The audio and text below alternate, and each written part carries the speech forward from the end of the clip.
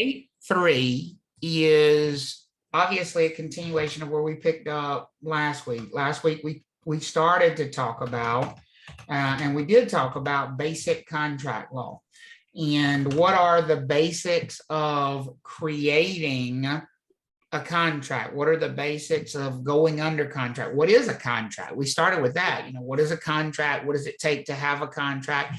And then what are all those different statuses? We talked about the difference between an express and an implied contract. We said express contracts are ones where the agreement has been clearly laid out, either verbally or in writing. And implied are ones where the agreement's never been laid out. Now, do not confuse oral for implied. An oral contract is still a express contract, because an implied contract, you never even had a discussion, whether it was in writing or verbally. There was no discussion. You just plow forward and you acted like you had a deal, so the law treats it like you did have a deal. That's an implied contract. And then we added a layer to that. We said, okay, well, once we've decided if the contract is implied or express, we have to decide if the contract is bilateral or unilateral. So remind me again, a unilateral contract, of course, all contracts have two parties, but in a unilateral contract, how many of those parties have actually promised that they absolutely will follow through? How many of them in a unilateral contract? One party. One. There's two parties to the contract, but only one of them has made the promise that they absolutely will follow through. Everybody good with that? Mm-hmm. Yeah. Whereas a bilateral contract, both parties have made a promise that they absolutely will follow through. So, as an example, Michael agrees with the neighbor across the street that if the neighbor pressure washes Michael's house, he'll pay him $100. We'll say that again. Michael agrees with his neighbor across the street. If you pressure wash my house, I'll pay you $100. Is that an example? First of all, is that an example of an implied contract or an express contract? Express. That's an express contract. Even if it's verbal, we still have clearly stated what was going to happen, correct? Mm-hmm. So it's express. Is it unilateral or bilateral? Unilateral. That's a unilateral contract, because Michael promised payment, but the person across the street never actually promised that they would pressure wash the house, correct? Yeah. Except that, didn't you say they agreed? That's what I thought you said They too. agreed, but here's what they agreed. And see, that's where you got to get it. A unilateral contract is not one where only one party agrees. It's where only one party promises. And so here's what I said. They agreed that if the neighbor pressure washes the house, Michael will pay $100. Here's the real question. Is the neighbor under any obligation to do anything? No. And the answer is no. Is Michael under an obligation to do something? Yes. Yes. Pay if the neighbor washes, correct? So another way of thinking a unilateral contract, isn't all of the control in one party's hands from this point forward? From the time we go under that contract, who's completely in control of what happens from that point forward? Is it Michael or is it the neighbor across the street? The neighbor. The neighbor. Mhm. The neighbor's going to control whether or not that contract ever gets closed. Because if the neighbor decides not to wash the house, isn't that the end of the deal? Yes. Right? And if the neighbor does decide to wash the house, Michael can't back up and say, no, you didn't wash it good enough, or you didn't wash it fast enough. That's not what our deal said. Our deal said, if I pressure wash your house, you will what?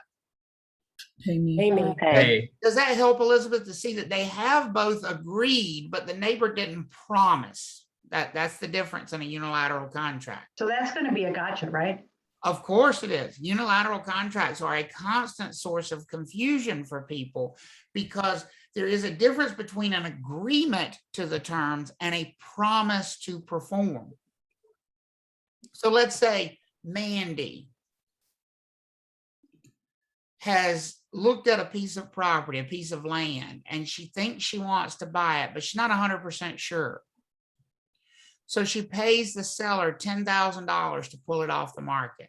She says, I will pay you $10,000 right now for you to pull it off the market for 2 weeks while I think about it. Due diligence. And if we decide that I am going to close on the property, I'll pay you $600,000 for the property. Is everybody with me so far? Mhm. Yes. Okay. Is that a unilateral agreement or is that a bilateral agreement?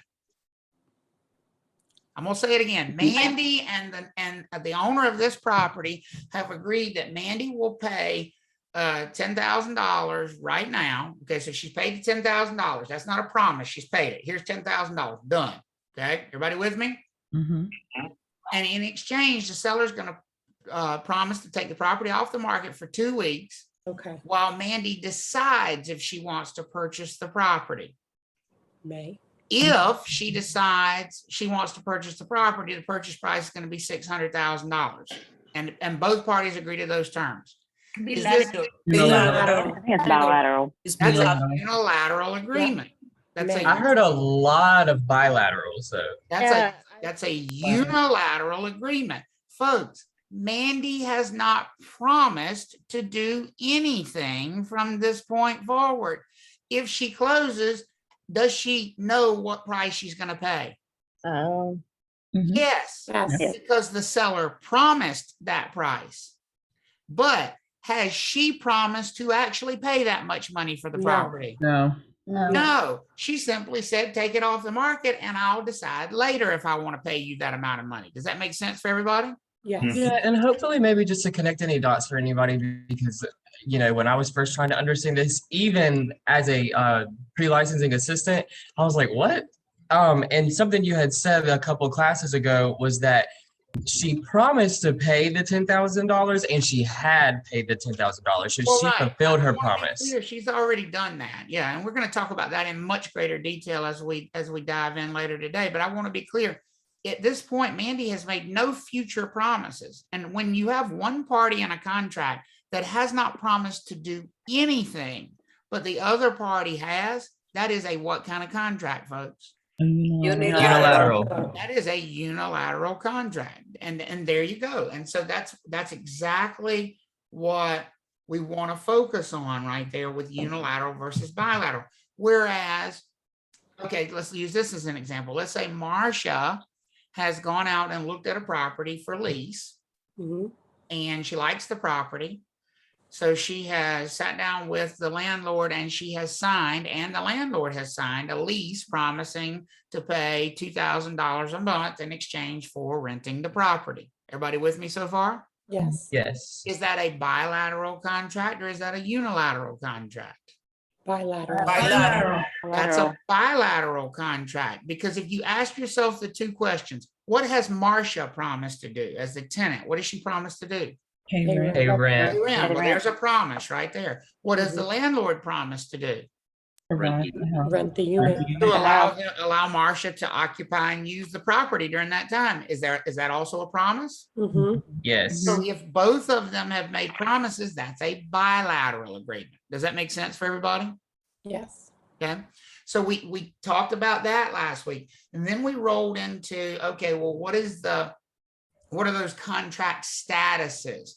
If we have a bilateral agreement, what does it mean for that agreement to be valid? Well, it means that both parties have made promises and both parties are going to be held responsible for their promises. Does that make sense for everybody? Yes. Okay. What do we say a voidable contract meant? Both parties had made promises, but what? Somebody breached it. Things illegal. One is not culpable to like a minor. One is One not. of them. Somebody well, breached. It might that's- be a minor. That's one example, Claudia, but it's not the only example. No, I know, but Voidable, we have to talk about, because I see you fumbling around with it. I heard somebody say illegal. Whoever said illegal, hit yourself hard. Okay, I'll do it with you. There's nothing illegal about a voidable contract. Nothing, nothing, nothing, nothing, nothing. A contract with a minor is not illegal, folks. Mhm. It There are just means- plenty of things that a minor cannot legally do. Enter into a contract is not one of them. Question, can a minor legally enter into a contract? Yes. Yes. Yes. There's nothing wrong with that. Can a drunk person legally enter into a contract? Yes. Yes. Yes. Yes. Can somebody who is higher than a kite on crystal meth legally enter into a contract? Yes. Yes. Yes. Yes. But all of those contracts would be void, Voidable. Voidable. because in every one of those instances, the party that legally entered into the agreement didn't know what they were agreeing to. They can't be held responsible for those promises they made because they were either a child at the time they made the promise, or they were high, or they were drunk, or they were mentally incapacitated. They were under undue influence. Mhm. Somebody, I think I think I remember who, but I'm not gonna say, emailed me a question about undue influence over the weekend. But yeah, you hide your face. I know. No, it was fine. It was a good question. But undue influence, isn't that something that can make a contract voidable as well? Yes. Mhm. Right? When someone is being forced or compelled to act because of some emotional draw, their children would be harmed, not physically harmed, but their children's financial. If somebody said to a property owner, well, your children are never going to have an inheritance if you don't sell this property to me, because they're going to lose everything. You know how they are. Wouldn't that be an example of placing that person under undue influence to sign Yes. that contract, right? Yes. And that would create a voidable contract. The other thing about voidable is, and I saw Mary mention it in the chat there, could a contract begin as valid, but then transition to voidable because something went wrong during the course of the contract?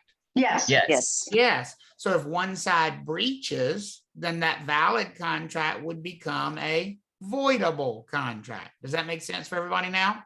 Yes. Okay. And then we talked about the bottom of the barrel as far as contract enforceability goes. And it's not going to be the one you think. Watch this. I'm warning you in advance. What's the bottom of the barrel when it comes to contract enforceability, folks? Void. Void. No, They're not in Oh. writing. because void is not a contract.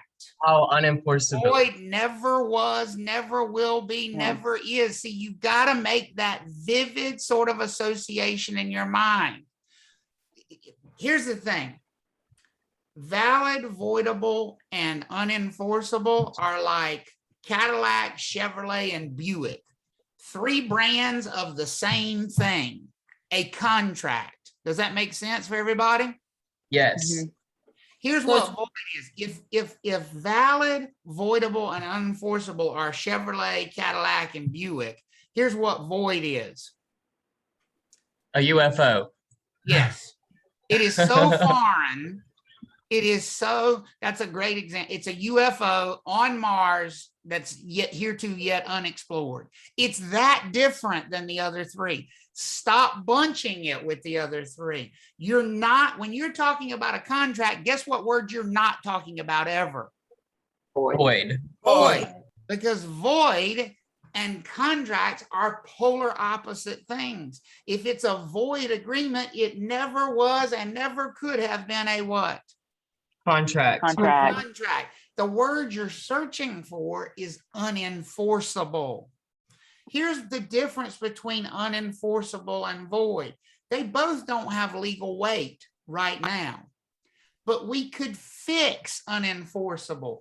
Unenforceable has mistakes, has problems that could be fixed. Okay, I'll give you an example of an unenforceable contract. A real estate sales contract that is not in writing. What law says a real estate sales contract must be in writing to be enforceable? Statute Statute of frauds. Statute of frauds. So a real estate sales contract that is not in writing is what? What's the statute? Unenforceable. Enforceable. Unenforceable. Is everybody with me on that? Could we fix it? Yeah. Yeah. Yeah. Put it in what? Right. Writing. But in writing. Writing. Here's a void contract. Elizabeth hires Jordana to kill somebody. Is there anything we can do to that contract, the parties, or anything about it to make that an enforceable agreement? No, No, No, it's just money. because the actual agreement, the promise itself is rotten to the core. Does everybody see the difference there? Yes. Mhm. Void is an agreement that I don't care how you gussy it up, I don't care what actions you take, you're gonna still have a void agreement. You never had a contract and you never will. Does everybody see the difference there? Yep. Mhm. Make sure you get that settled in your brain, because you will, that's a gotcha on the test. I mean, it really is. People love to jump to that word void. A contract that has no legal weight because the parties are both minors. What kind of contract do we have? unenforceable. Unenforceable. Unenforceable, because even that can be fixed, can it not? Yes, ma'am. Yes, sir. Correct. If you wait long enough, they're both going to be what? Old enough. Adult. Oh, that's true. And at that point, wouldn't it become valid? Yeah. Yes. A contract between two drunk people. If you wait long enough, they're going to Right. what? Sober Sober up. up. Sober up. So it could go from unenforceable to valid, correct? Correct. Yes. And by the way, here's your quiz question of the day. If only one of them sobered up, it would go from unenforceable to what? Voidable. Voidable. Voidable. Voidable. Because it would become binding on the one that sobered up. The one that stayed drunk would still not be bound. Travis, I think I heard you mention a couple classes ago that they probably won't even be presented with a void option on the test. Well, right. I mean, it's hard to imagine that you will see void as an answer choice, but it's hard to imagine that you'll see a question where they're actually describing a void contract. Because once you realize how weird it is, it's kind of hard to come up with one that doesn't For stick real out like a estate. sore thumb, right? And so my guess is it'll be an answer choice, but it won't ever be the answer if I had to guess on a real estate test. Yeah. Okay, so those were the things that we spent time on significantly last week. And that's why contracts is such a big item, because it's so much to think about when it comes to those different contract statuses. Well, today, and what is the longest introduction for a section ever, but I feel like it's necessary, we are leaving behind completely those generic sort of, here's a contract and here are the rules that apply to all contracts thoughts. Because today in unit 8.3, we are going to dive headfirst into a very specific contract. And I cannot stress enough how important it is for you to be in the right frame of mind before we go forward with that, because the temptation is going to be for you, because we do spend so much time on this particular contract, you're going to start to think, oh, well, that's the way all contracts work. Let me be clear, folks. This contract, the one that we're going to talk about this morning, is definitely not the way all contracts work. Are all contracts going to have their own tweaks and their own little weirdities about them? Yes. Yes. Which is why it's necessary. And you've heard people say this, don't sign anything without what? Reading it.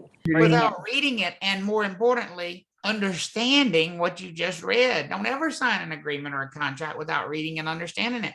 And it's so important that our clients and customers understand that as well, that it's our job to present them. But we are today going to go deep into the most commonly used contract in North Carolina in a residential sales transaction. I mean, So just to throw it out there before we begin, sure. 8.2 was that like overall generic, this applies to all contracts, not even just real estate, it's all contracts. Now we are diving into a very specific, narrow North Carolina contract. That's exactly right. 8.1 is what is a contract, and those things that all apply. 8.2 is how do we create one, that idea of offer and acceptance, which applies to, again, all contracts need that process of offer and acceptance. But now we are narrowing the focus down to a laser-like focus on one particular agreement from one particular organization in one particular state. And I'll give you two guesses what state that would be. And the first one don't count. North Carolina. This is the most commonly used purchase agreement.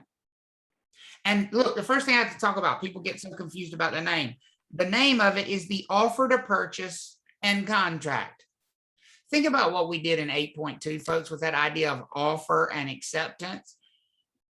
This form simply is meant to be used as both things. When it's filled out and signed by the offeror, it is appropriate to refer to it as a what?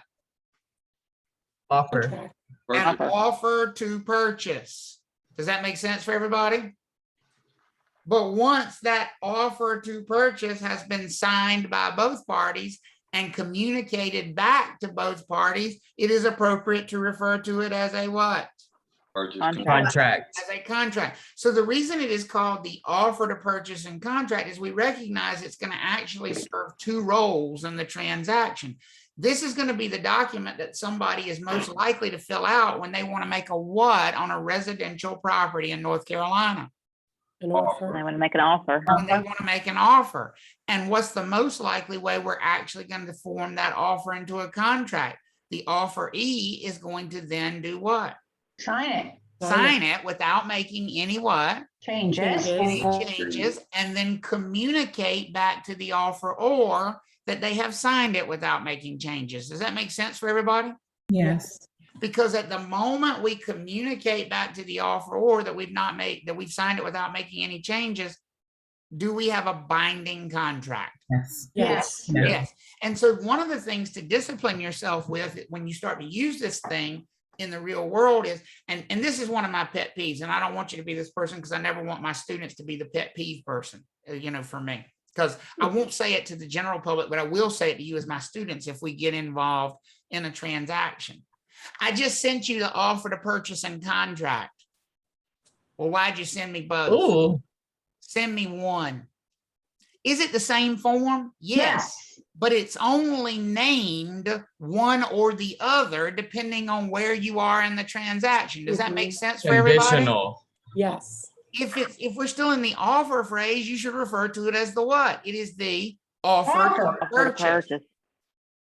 But if it's been accepted and communicated, you should refer to it as the Contract. Contract. contract. Does that make sense for everybody? Mhm.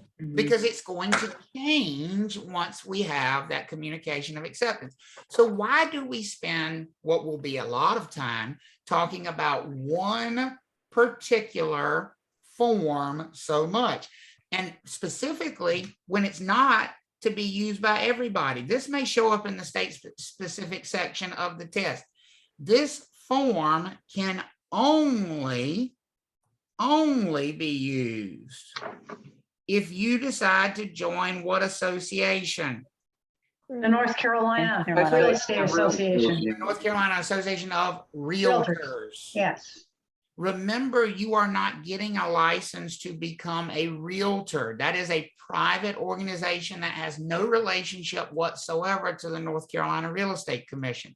The North Carolina Real Estate Commission is part of the state government system. They are the ones who write the rules that we have to follow as licensees. They are the ones who issue your license. They are the ones who govern this class. They are the ones who can take your license away. The North Carolina Association of Realtors is none of those things. So like any of you ever worked in education? The state board of education is like the real estate commission. The North Carolina Association of Educators is like the North Carolina Association of Realtors. Not everybody who's a teacher will choose to be a member of the North Carolina Association of Educators. Does that make sense for everybody? Yes. Not everybody who works for Ford will choose to be a member of the United Auto Workers. I didn't even know that was. It's So not. in California, so in North Carolina, what's the percentage of people that practice without joining and paying the fee I to can become a realtor? I can almost tell you what the delineation is going to be nearly with 100% accuracy. If you practice mostly residential real estate, you will end up being a realtor. And the reason for that is it's almost impossible to practice residential real estate without being a realtor, because the National Association of Realtors owns the multiple listing service Oh, right, I forgot about that. system. They own it, and you can only access it if you are a what? A member. Member. Realtor. A member of the National Association of Realtors. Simple as that. If you don't join the Association of Realtors, you don't have MLS access. How many of you all think a residential real estate broker would be able to reasonably do their job without access to the MLS? No. No. Probably not, right? Now, can you legally be a residential broker without being a realtor? Sure. But you just won't have access to the most important tool. That's sort of like saying, can you open a hamburger restaurant if the beef company won't sell you beef? Well, you could, but you're going to have a hard damn time doing it. You know, does that make sense for everybody? Yes. But because of what I just said, if that's the big draw, what group of brokers do you think doesn't see a big advantage in becoming a realtor, because most of their transactions don't happen in the MLS? Commercial. Commercial. Most commercial agents in North Carolina choose not to be realtors. Now, can a commercial agent be a realtor? Sure, they can. And the Association of Realtors, of course, encourages them to, because they want every member they can possibly get. But most commercial brokers would be like, why? That's like joining the country club if I don't play golf. I mean, what am I just going to say? I'm going to tell people I'm a member. What good does that do me? Right? I mean, right. Can you join the country club if you don't play golf and don't play tennis? Can you join? Yes. Yes. Yes, but why? Fun, you don't have fun. Like, You don't- You want to drive the cart? this is the country club, you know, and you choose whether or not you want to be a member based on how much benefit you get from being a member. Does that make sense for everybody? Mhm. So why then do we spend so much time focusing on this one form that doesn't even come from the Real Estate Commission, that the Real Estate Commission doesn't even say is a good form? As a matter of fact, I think if you caught them at a really quiet moment, the people at the Real Estate Commission would say, I would never sign this contract in a million years. This is the most batshit crazy agreement ever created. I think that's the opinion you would get from the vast majority of people at the Real Estate Commission. So if they don't even like this form, why do they have us teach it to you? The answer to that is simple, folks. If you're a realtor, and have we already agreed that the vast majority of residential brokers are going to be realtors? Yes. This form is available to you to use free of charge as a result of being a realtor. Who else would be your other option to go to get a pre-printed fill in the blanks sales contract from if you were not a realtor? Who has to draw up any legal agreement in North Carolina? An attorney. Attorney. An attorney. So here are the options that most residential brokers find themselves with.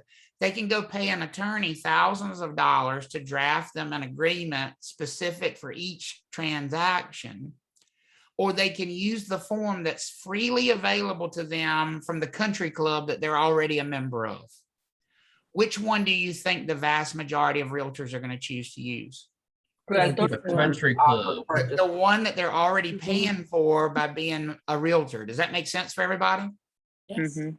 And even when they don't like it, they end up using it because it's readily available. And since everybody else is using it, is it also the most understood one out there in the state? Is it the one where if you present the offer to another realtor, they're like, oh yeah, okay, I got you. I know what's on there. I know what that says because I've seen it 67,000 times already.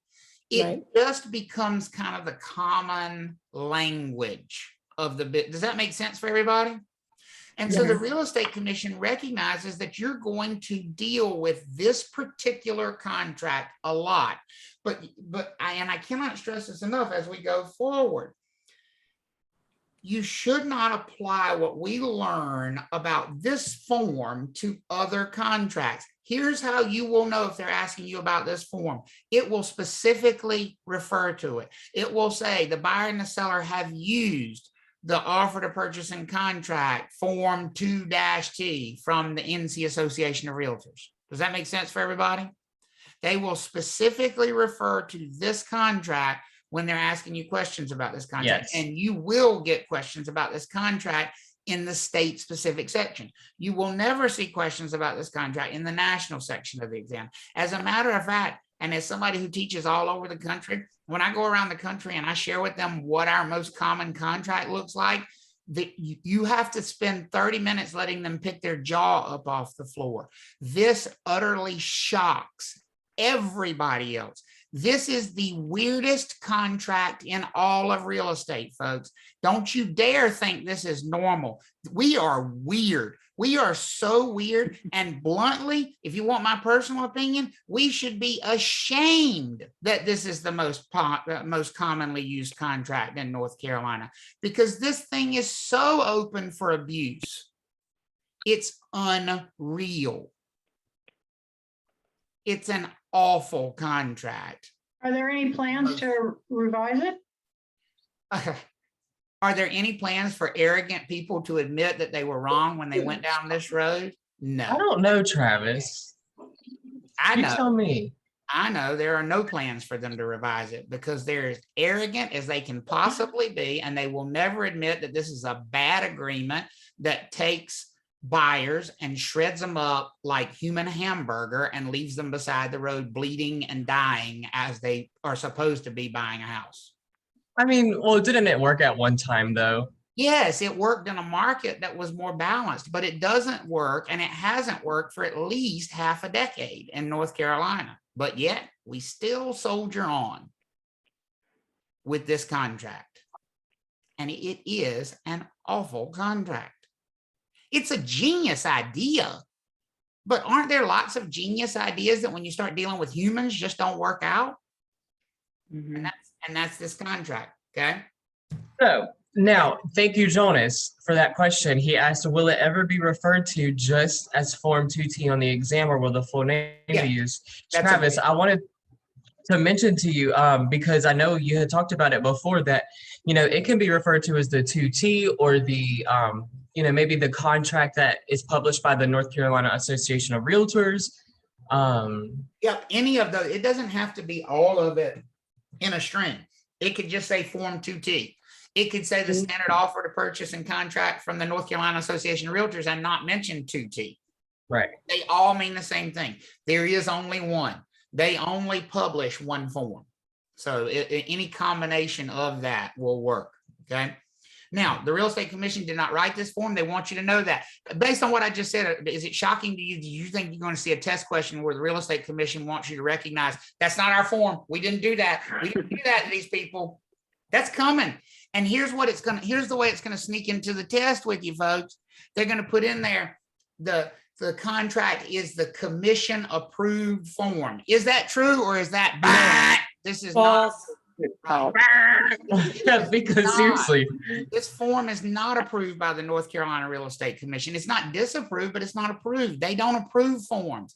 it's on my mind. They simply step back and say, this is private contracts and we have nothing to do with that. That's not our job. That's not our job. Okay. So what does 2T mean, Patty? It is literally just the naming system. Like they have like a file naming system for the forms.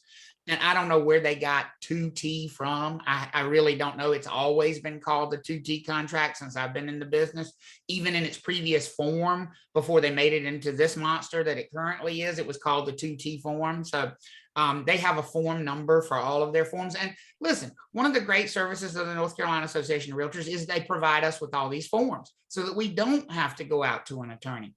I just happen to think this one's a pretty bad one at this point in time, as it is. Oh, the Bar Association. Yes, and you'll see reference to the Bar Association as well. The North Carolina Association of Realtors writes these forms in conjunction with the North Carolina Bar Association. They work together to produce these forms.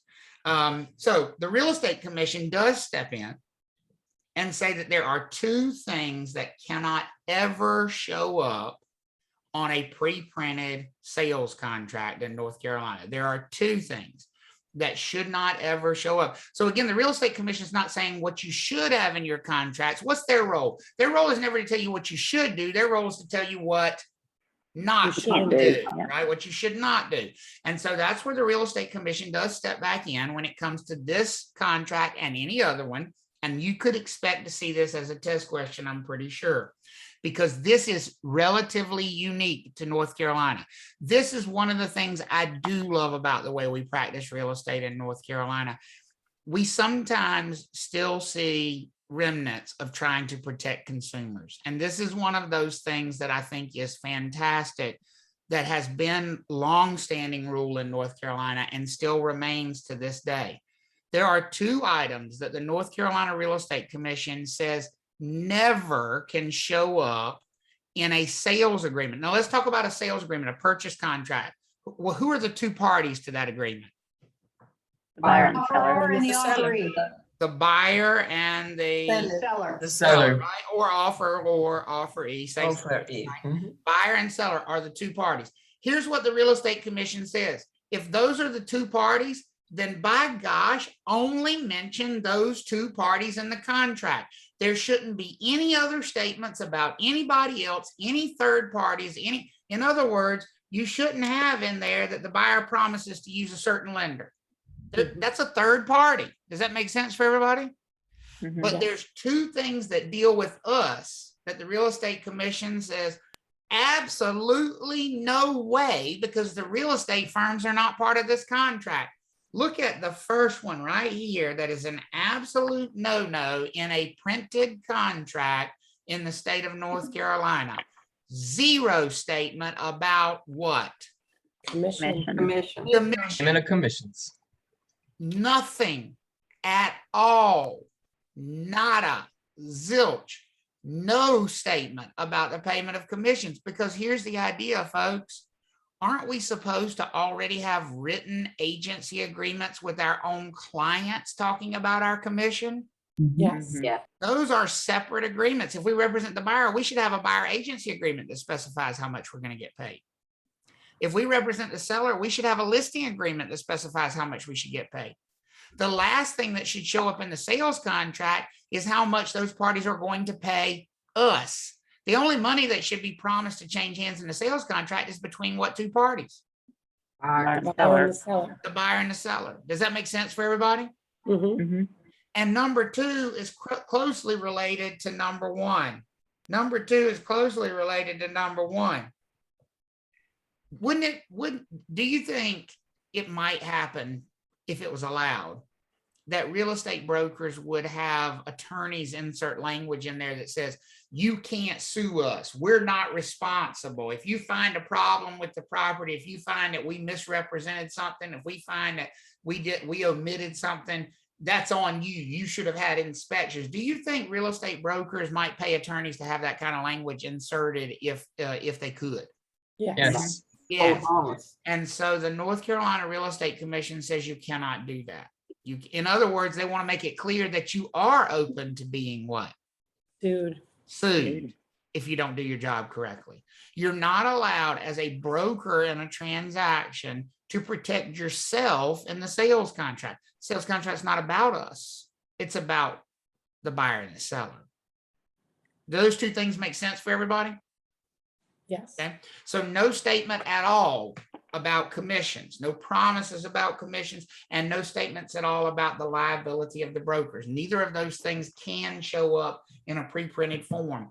So why do we talk about this one so much? It is by far the most commonly used purchase agreement in North Carolina for residential real estate. Now, notice I keep saying for what kind of real estate?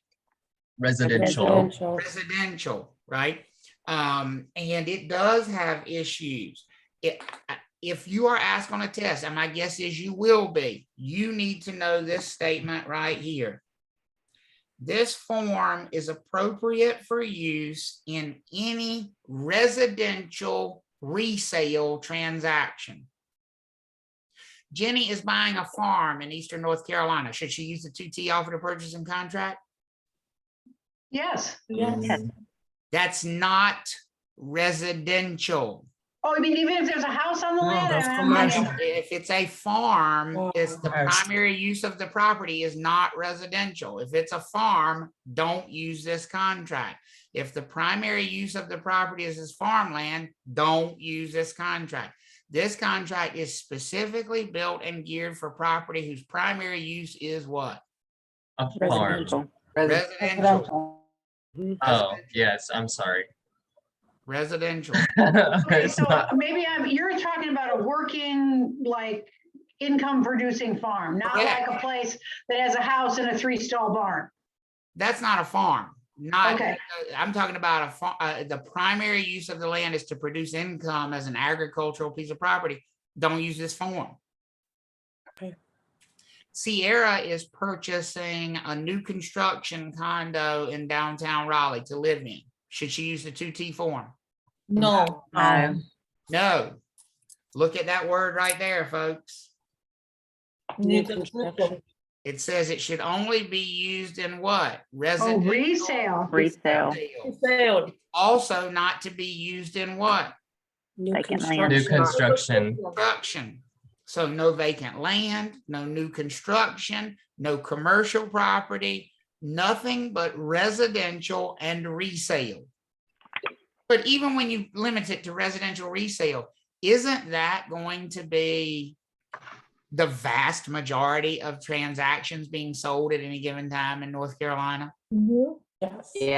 And so Absolutely. it's a very specialized contract. It's a very specialized contract. But you wouldn't want to use it for vacant land. You wouldn't want to use it for a farm. You wouldn't want to use it for a warehouse. You wouldn't want to use it for any of those things, because there are some things in this contract that specifically refer to the house, the structure. And you can't use a contract that's meant specifically for one specific thing.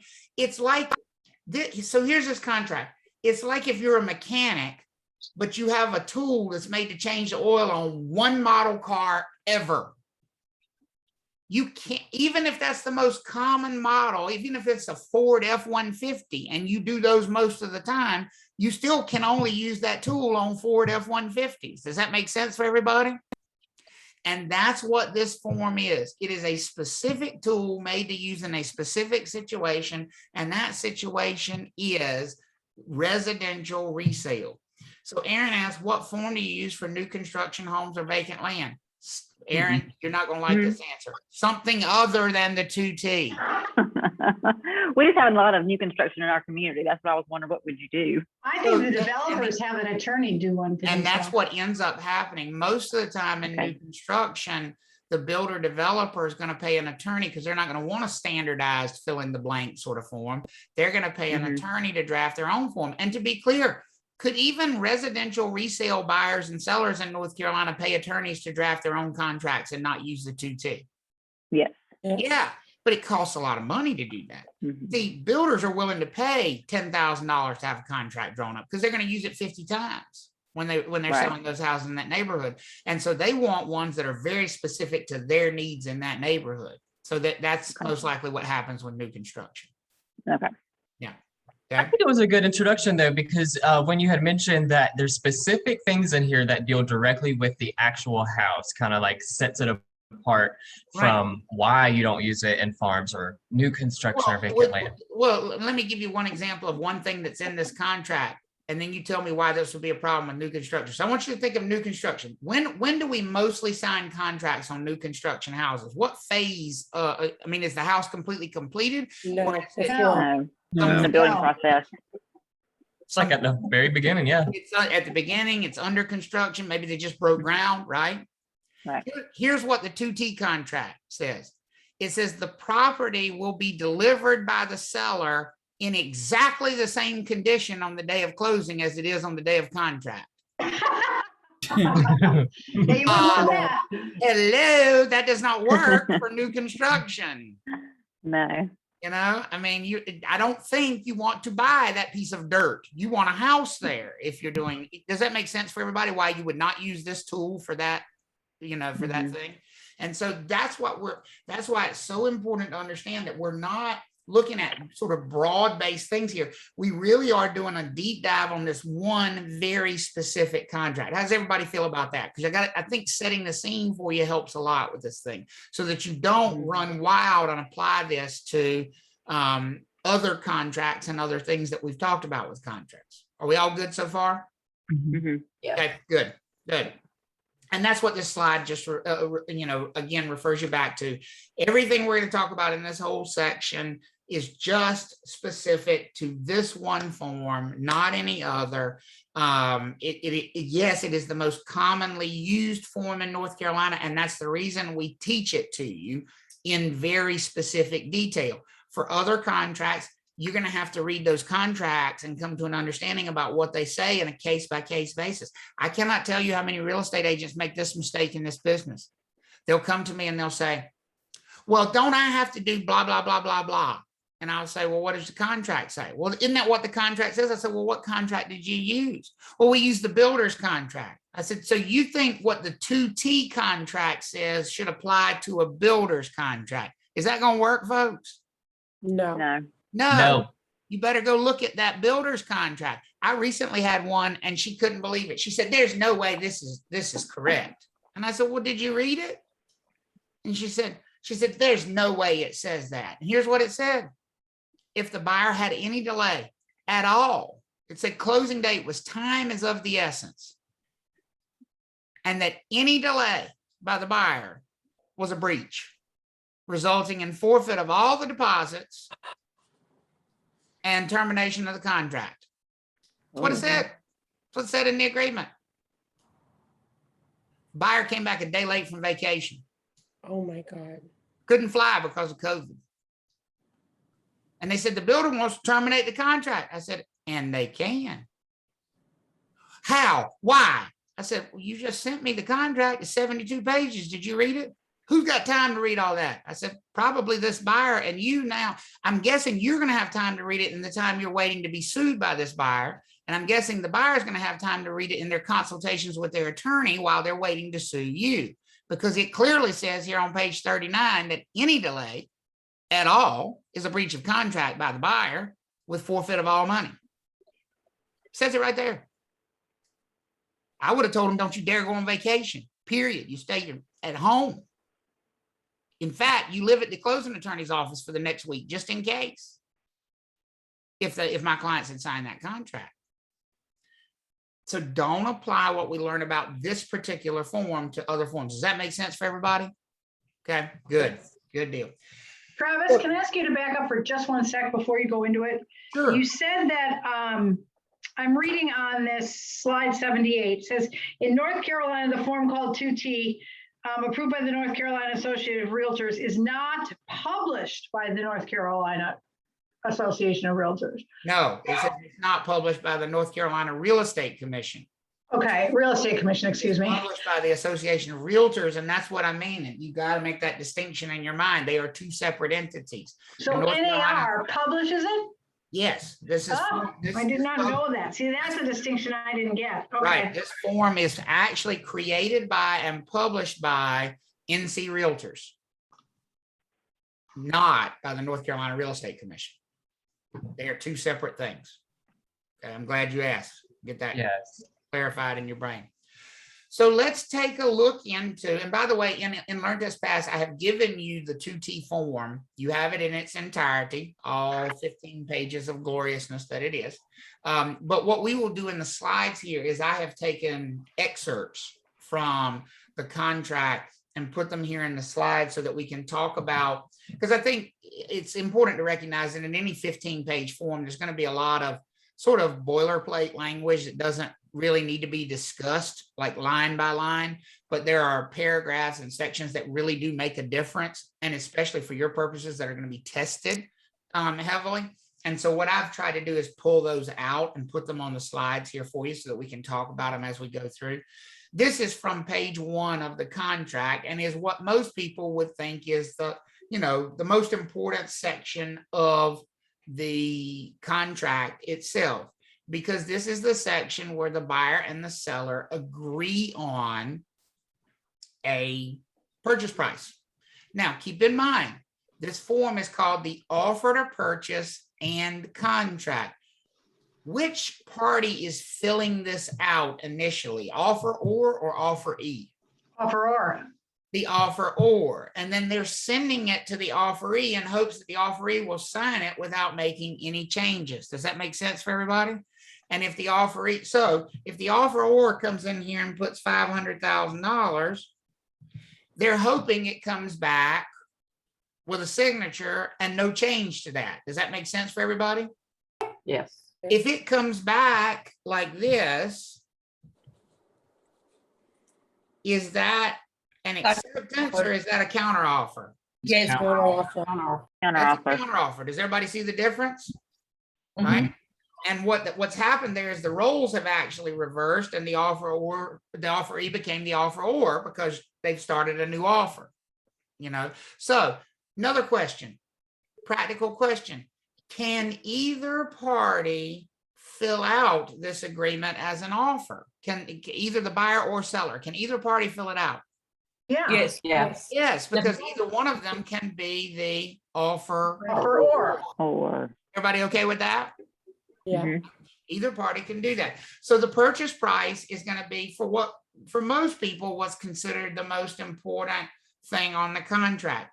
I actually happen to think that the next number is at least equally as important. I want you to look at this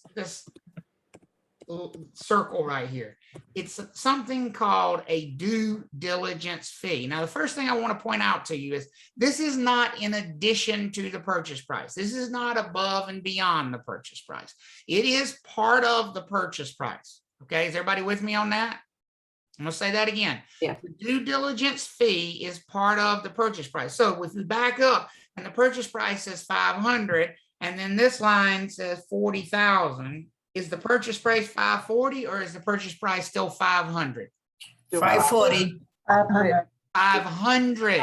This is not in addition to, this is part of. That's why I have to say it like 26 times to make sure it settles in for everybody.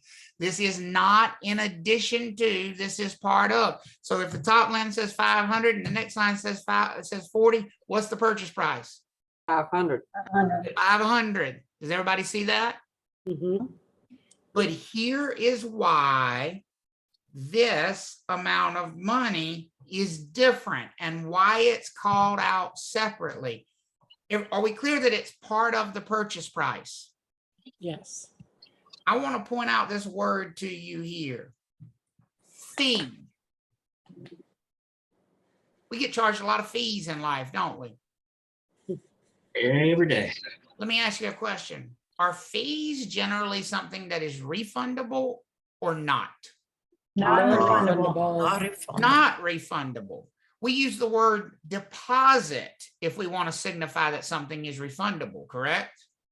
Yes. Yes. So they have chosen specifically to use this word fee. And now I want you to look at this phrase right here. Payable to and delivered to whom? Who does The it seller. say? Seller. The seller. It says payable to and delivered to the seller by what date, folks? It says the effective date. Well, let's talk about what the effective date is. That's the contract date. That's the date we go under contract.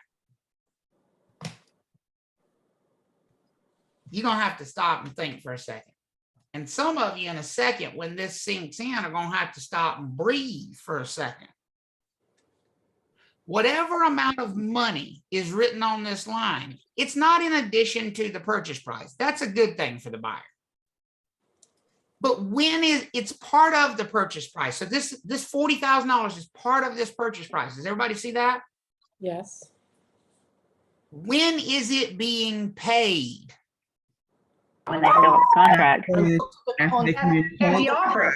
As soon as we go under what? Under contract. Okay. So if the seller signs this thing without making any changes, is it fair to say they're owed $40,000? Boom, right then. Yes. As soon as they communicate it. Mhm. Have we even remotely got close to a closing on this thing, folks? No. No. Okay. No. And because this is called a fee, it is completely and totally under normal circumstances, what? No. Non-refundable. Non-refundable. Non-refundable. non-refundable. I cannot stress enough that this fee is a part of the purchase price that is paid the minute the seller accepts this offer to the seller, and it is non-refundable under any normal circumstances. So let me just throw something out there for you. What if the buyer finds asbestos? Surely they get the due diligence fee back, correct? No, No. No. What Sorry, if the honey. buyer can't get a loan? Surely they get the due diligence fee back, correct? nope, No. No. What if the buyer dies? Surely they get the due diligence fee back, right? no, Oh, No. Literally, no, no, no, no, no, no, no, no, and no. You need to understand how harsh that is, folks. When it comes to refundability of the due diligence fee, the buyer has literally just lit this money on fire. It is gone the minute the seller accepts this offer. How do you feel about that $40,000 now? it's gone. That's a lot of money, isn't it? Mm-hmm.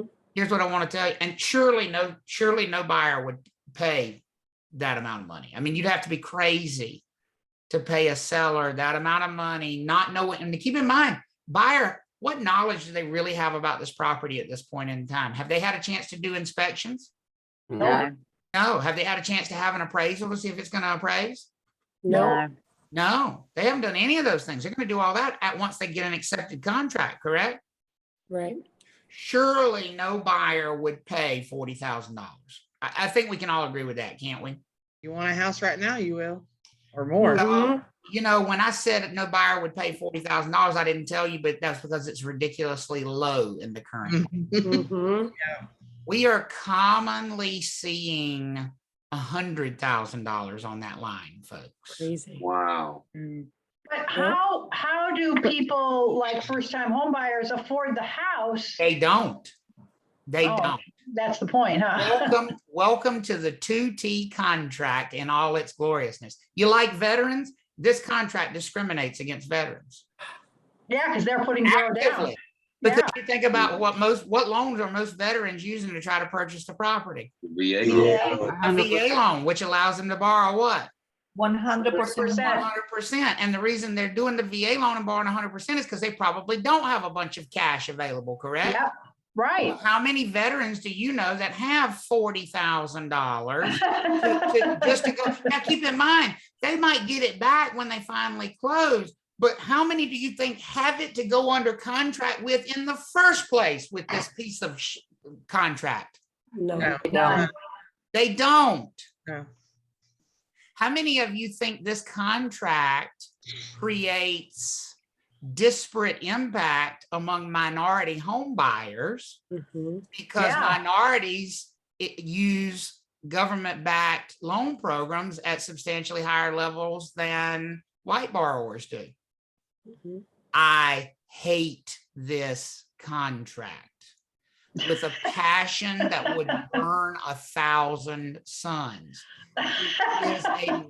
Let me tell you when it was created, and listen, I used to be a fan of this contract because when it was created, it made sense. Let me tell you when this contract was created in 2008. What was Yeah. going on in the housing market in 2008? It collapsed. It collapsed. And buyers routinely were just walking away for no reason whatsoever. They were just like, nope, not buying it. Can't get a loan, can't do this, can't do that. And they were getting out and getting all their money back. And meanwhile, sellers had pulled their house off the market sometimes for months and getting absolutely what? Nothing. Nothing. Yeah. And so the idea was here, well, let's simplify this process. Let's have the buyer pay some money for the seller to take the house off the market for a certain period of time. And then if the whole thing falls apart, at least the seller's been compensated for the time. Does that make sense for everybody? Yes, Mhm. I bought my house here in 2008. That's why my thing was only $500 or whatever. And there you go. And so that when it was created, it made sense in that environment. But here's the problem now. When you got 30 or 40 offers on one property, aren't those buyers trying to compete in every possible way with one another? Yes. And so one way they can compete is, of course, the top line. But we all know, based on our experience in the finance section, is the top line going to be limited to some large extent by what it will appraise for in some regards, Right. right? Buyers can't just go out there and offer to pay $1 million for the property, because even if they could borrow $1 million, the lender's not going to loan it on that property because it won't appraise for it. Does that make sense for everybody? So because that top line number is going to be somewhat limited by the financing options, unless a buyer's paying cash, and we all know that's a relatively small number of buyers, they've chosen to try to compete on this number. Because if you think about it from the seller's perspective, this number is huge in the sense that this is money you get as the seller in your pocket right away. Can the seller go out and buy a new car with this money if that's what they want to do? Yeah, Yes. put down their own due diligence, right? Can they use it for their own due diligence fee on their next person? Can they go to Vegas and put it all on black? Yeah. Can they buy Bitcoin? Whatever they want to do, it's their money. Does that make sense for everybody? Yes. And so Yeah. it's huge for the sellers. And Mandy, I saw your question and I see that Seth answered it as well, but who determines the due diligence fee? It's a negotiation, but it's a negotiation that currently buyers are really just chewed up in. And listen, I'm a free market person. I don't think, but I do think the structure of this is so weird. And by the way, I'm not the only one who thinks this is weird. Go to the other 49 states and ask them what they do. They'll literally look at this and they'll go, no, this is crazy. Everywhere else says, no, this is crazy. I don't know if I'm stepping on your toes. I'm so sorry. But if everybody thinks you're the crazy one, it ain't everybody else that's wrong. Just the way it works. And so this contract is very different in how it treats buyers. And yes, I know I'm on my soapbox and I probably shouldn't be, but I do it for a reason in this class. I do it because it helps you test it, because people are so naturally inclined to think, no, that couldn't possibly be true, that they hesitate to answer the test questions the way they need to be answered. This is a harsh contract, folks. This is a very harsh contract. And so you really do have to understand that to answer the questions. So I will point this out though. When we say that the due diligence fee is non-refundable, we need to put some limitation on that. Look at this statement right here. It says the statement that the due diligence fee is non-refundable assumes that the seller will follow through with their promises. If the seller breaches, then they would have to return this money. And if you think about it, that just makes logical sense from any contract standpoint. If the seller for some reason can't close, they're not going to say, oh, well, I get to keep your $40,000, right? And we're just not going to close. And that's just fraud. But so if there's any reason that the seller can't close, then the due diligence would be refunded to the buyer, as well as any earnest money, which we're going to talk about in a minute as well. And so I've given you some examples of like a seller being unable to perform. If the property is destroyed before closing, do you think the buyer is going to have the right to get out and get all their money back if the property is destroyed before closing? Yes. Yes. By the way, we mentioned this Yes. last week. Remind me, does the buyer have the option to continue on though if the property? Yes, they destroyed? do. Yes. They They do. do, and they would be entitled to any insurance proceeds that from the seller's insurance policy if they chose to do that, but it would be completely buyer choice. The buyer could say, nope, I don't want to buy it. Give me all my money back. That would be an example of a seller breach. How about a title issue? The seller can't deliver marketable title. They can't- Absolutely.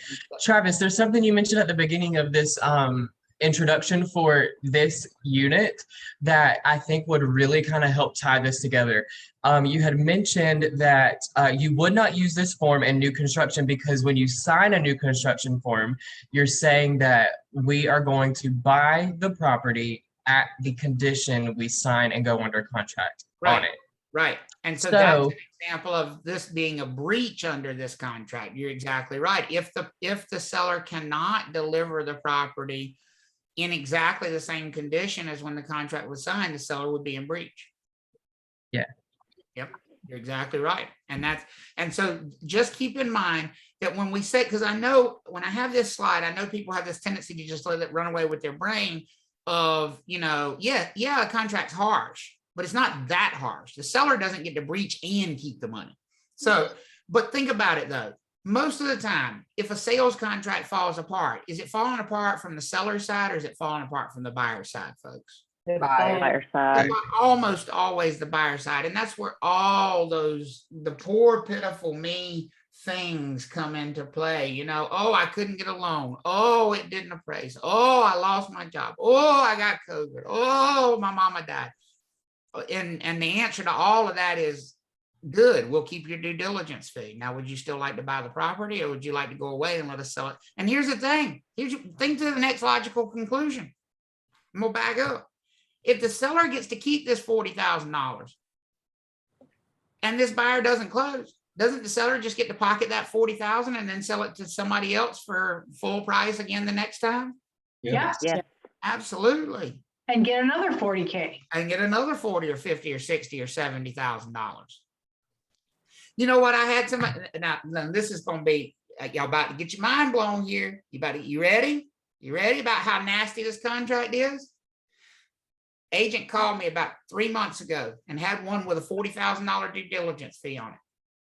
And she said, Travis, we did the inspection and the foundation is a mess. Like it needs literally like $35,000-$40,000 worth of foundation work. I mean, it is just the house got to be jacked up. They got to, like the whole floor is sagging. The house gonna fall down if they don't fix it. And she said, well, isn't that a material fact? I said, well, it definitely is from this point forward because now they're aware of it. Does everybody agree with me on that? Yes. Now they're aware of it. She said, well, was it a material fact before my buyer came in there? I said, well, were there any signs of it? Because remember, when you're trying to determine if something's a material fact, you're looking for obvious signs of it, correct? Right. She said, I didn't really notice anything. I said, well, if you didn't, how can you expect that they would have? Everybody following me so far? Yes. Okay. So probably not a material fact before listed, but definitely a material fact now. Would everybody agree with that? Yeah. And she said, well, the sellers are saying they're not going to fix it. I said, well, they don't have to. And she said, but the buyer can terminate. I said, yeah. And she said, but here's my question. If my buyer walks away, wouldn't they have to disclose this to the next buyer? Yep. And I said, Yes, they would. well, Yeah. maybe, but my guess is most likely not. And she said, not? How can they get away with not disclosing a material fact? I said, well, the number one way to get away with not disclosing a material fact is to repair it. And my guess is that's exactly what they will do before they list it, except they won't be repairing it out of their pocket. They will be using your buyer's $40,000 to make the repair. And then when they sell the house, they will say, with brand new warranty on the foundation, they'll use it as a damn selling point and your buyer paid for it. Wow. And she said, no. And I said, welcome to the 2T contract, my dear. It's a horrible, devious little thing. And so she said, well, what do we do? I said, well, you got to decide, does your buyer want to pay for? I said, one way or another, here's the thing. Your buyer's paying for the foundation problem. They're either paying for it for the seller to fix and sell it to somebody else, or they're going to buy the house and then pay for it themselves. And they just have to decide which one they want. And neither one of them is a good option, but those are the options that exist under this contract. How many of you doesn't that make you feel warm and fuzzy? Mm. Doesn't it just make you feel like it's just a wonderful outcome with this contract? It's the way it works. Is the way it works. So the due diligence fee buys time. That time is called the due diligence period. This is most definitely going to be tested. And remember, it's all specific to this 2T contract from NC Realtors. Okay. It says the due diligence period is time that allows the buyer to think about, consider whether they actually want to purchase the property, while the seller is locked down and cannot sell to anyone else. I'm gonna read that again, and then I'm gonna ask you a question. Ready? Read this to you again. It says the due diligence fee purchases time, called the due diligence period. This time allows the buyer to think or consider whether they actually want to purchase the property while the seller is locked down and cannot sell to anyone else. You ready for the question? Yes.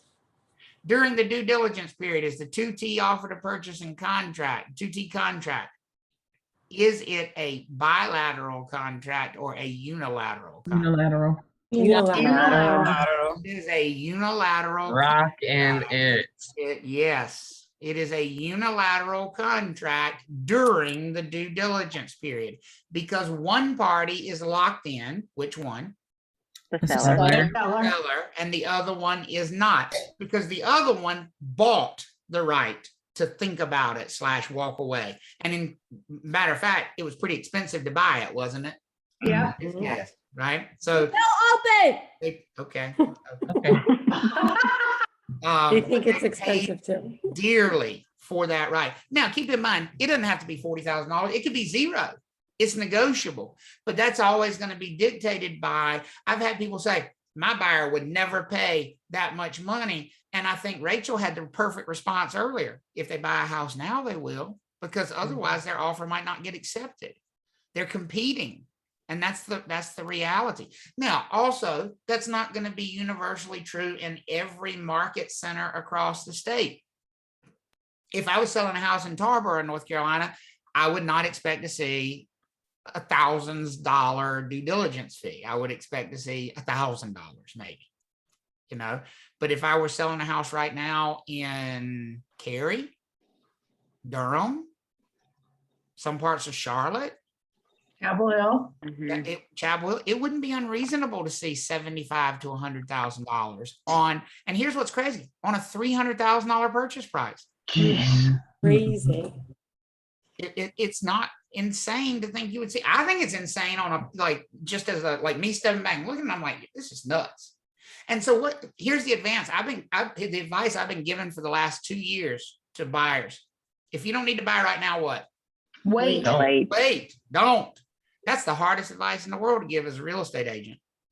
But that's what I've been And to yourself. That's honest. Yeah, because the only thing we know about prices is they go up and they come back down again. I mean, for me, they never stay the same. For me, it's not even the prices that I'm so concerned about right now. It's the process, because let's play this out naturally, folks. If the buyer has paid $20,000, $30,000, $40,000, $50,000, what is the seller's likely response when we find repairs that the buyer is asking to be done? What's the seller likely to say? Push My sand. is no. No, they don't see any reason to. They've already got your money. They're already counting your money. They know it's very unlikely that you're going to walk away. And if you do, we still got your money. They just don't have it. Because as you said, they could go buy the house. Elizabeth said you can put it down as another due diligence fee, but also the same exact problems that the buyer had found on their inspections could also be remedied with that due diligence fee and then resold for more. I saw one in the MLS the other day, and I could tell, I don't even have to look to know what happened. House came on the market, back on the market. It had been on the market in May, went off the market in a day, and back on the market now. And here's what it says now: new roof, new HVAC, new water heater, and I guarantee you what happened is they went under contract with a huge due diligence fee. And then the buyer found 1,000 problems on their inspections, and the buyer thought they were going to play chicken with the seller and say, well, we'll terminate, we'll walk away. And the seller's like, make my day, go for it. And they have taken all of this buyer's money and basically built a new house. And guess what the list price looks like compared to what it was in May? A lot more. It's Yeah. $40,000 higher Mhm. because it's got all the new stuff in it. Wow. Makes sense. But that's it. It's Travis. It's a harsh game. I'm sorry, Taj. Oh no, you're fine. I have a quick question. You said that the due diligence fee could be 40,000 or even zero. correct.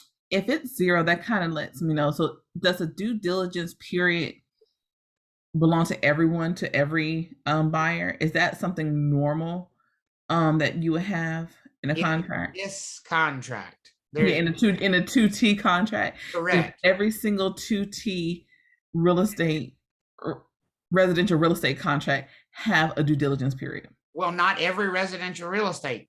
The resale residential real estate. And not every residential resale. The ones that use this form, the 2T is a specific form that we are looking at. I am not saying that this applies to residential resales. I'm saying this applies to this form, and this form is the most commonly used one in residential resales. If somebody doesn't want to have a due diligence period, they can get an attorney to draft them a contract to use, but they can't use the 2T because the 2T is going to have a due diligence period. Okay. And just going a step further in like the literal practical side of it, if, you know, like you and I wrote on a napkin, we're going to purchase this home for $250,000 and that was it. There's no due diligence fee in North Carolina using that napkin contract. Sure, that's exactly right. That's a contract. Now, let me back up to something. Let me back up to something real quickly here. I want to just, because this is going to tie into something else.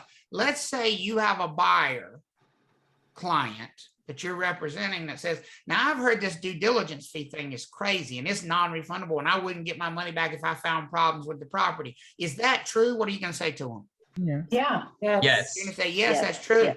And here's what the buyer says. The buyer says, listen, I don't want to deal with that. I just want you to cross that out. We're not going to have that.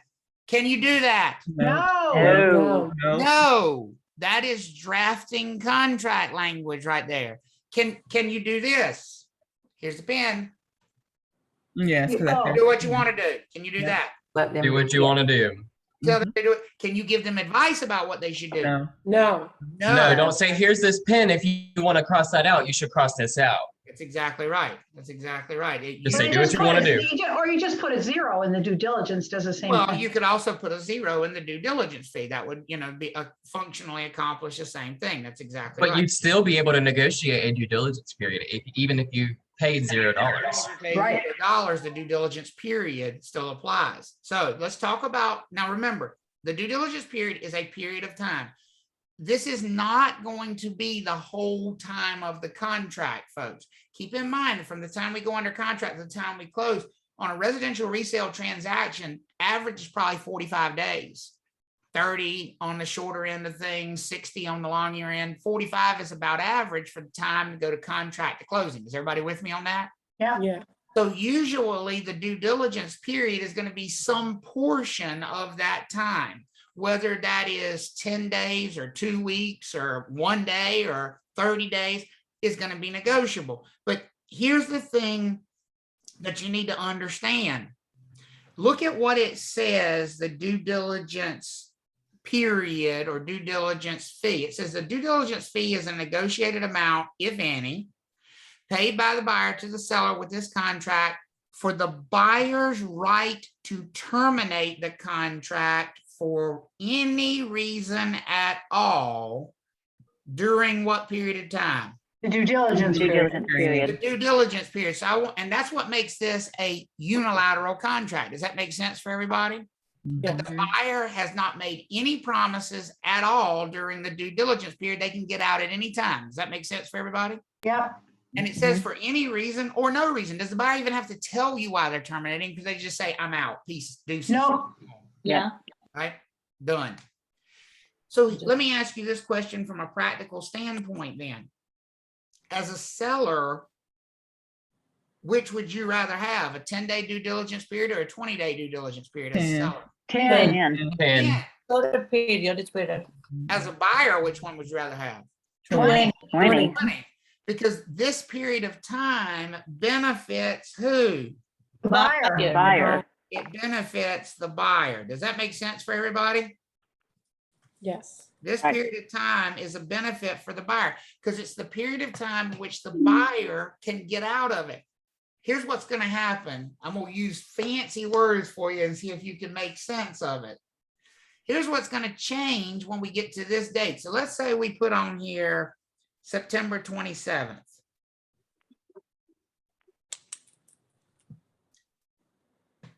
It says the due diligence period is the period beginning on the effective date, that's the day we go under contract, and extending through 5 p.m. on 9/27/2021, time being of the essence. Now, I'm going to tell you what's going to change on the due when we get to September 27th at 5 p.m.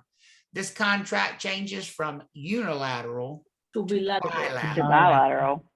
So what does that mean has changed? When we get to 5:01 on September 27th, what is the buyer now promised they will do? Buy Close. the house. Buy, close. Buy the property. They have promised. So buyer terminates anytime prior to that. 4:59, can the buyer terminate without being in breach? Yep. Yes. Yes. 5:01, buyer terminates. Are they in breach? Yes. Yes. Yes. Does everybody see the difference? Yes. Mhm. This is the period of time that the buyer has negotiated and paid for where they have the right to get out of it. And what does this phrase time is of the essence mean? You'll see this on the test. The phrase time is of the essence or time being of the essence appears in contracts when you want to really bring special attention to a date. When you want to say that date is firm and not meeting that date is a breach. In other words, you might see dates in contracts that don't have this language sometimes. That means it's debatable if you're in. So a lot of times you'll see contracts that say on or about this date. Is that a firm date? No. No.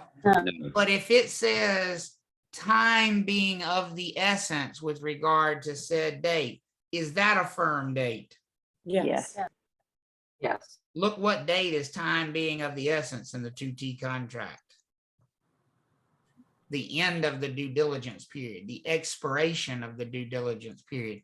When people ask me, does it really mean 5 o'clock? What does the contract say? Yes. Yes. Yes, it really means 5 o'clock. Because I've had people that would say, well, we terminated on the 27th. What time? Well, it was like 6:30 by the time we got them to termination. Honey, you're in breach. Does that make sense for everybody? Yes. Because it says time is of the essence. Time is of the essence. Is this also the cutoff if you want to negotiate repairs or things that Well, the, that's a really great question, Rachel. Not necessarily. There really is no cutoff for negotiating repairs, but from a practical standpoint, is this the cutoff? Yes, because past this point, the buyer has no leverage anymore, right? So they at least have here's the leverage the buyer has prior to this expiration. I can walk away. Does that make sense? Mhm. That's the leverage the buyer has. You fix this or I will walk away. You agree to fix this or I'll terminate.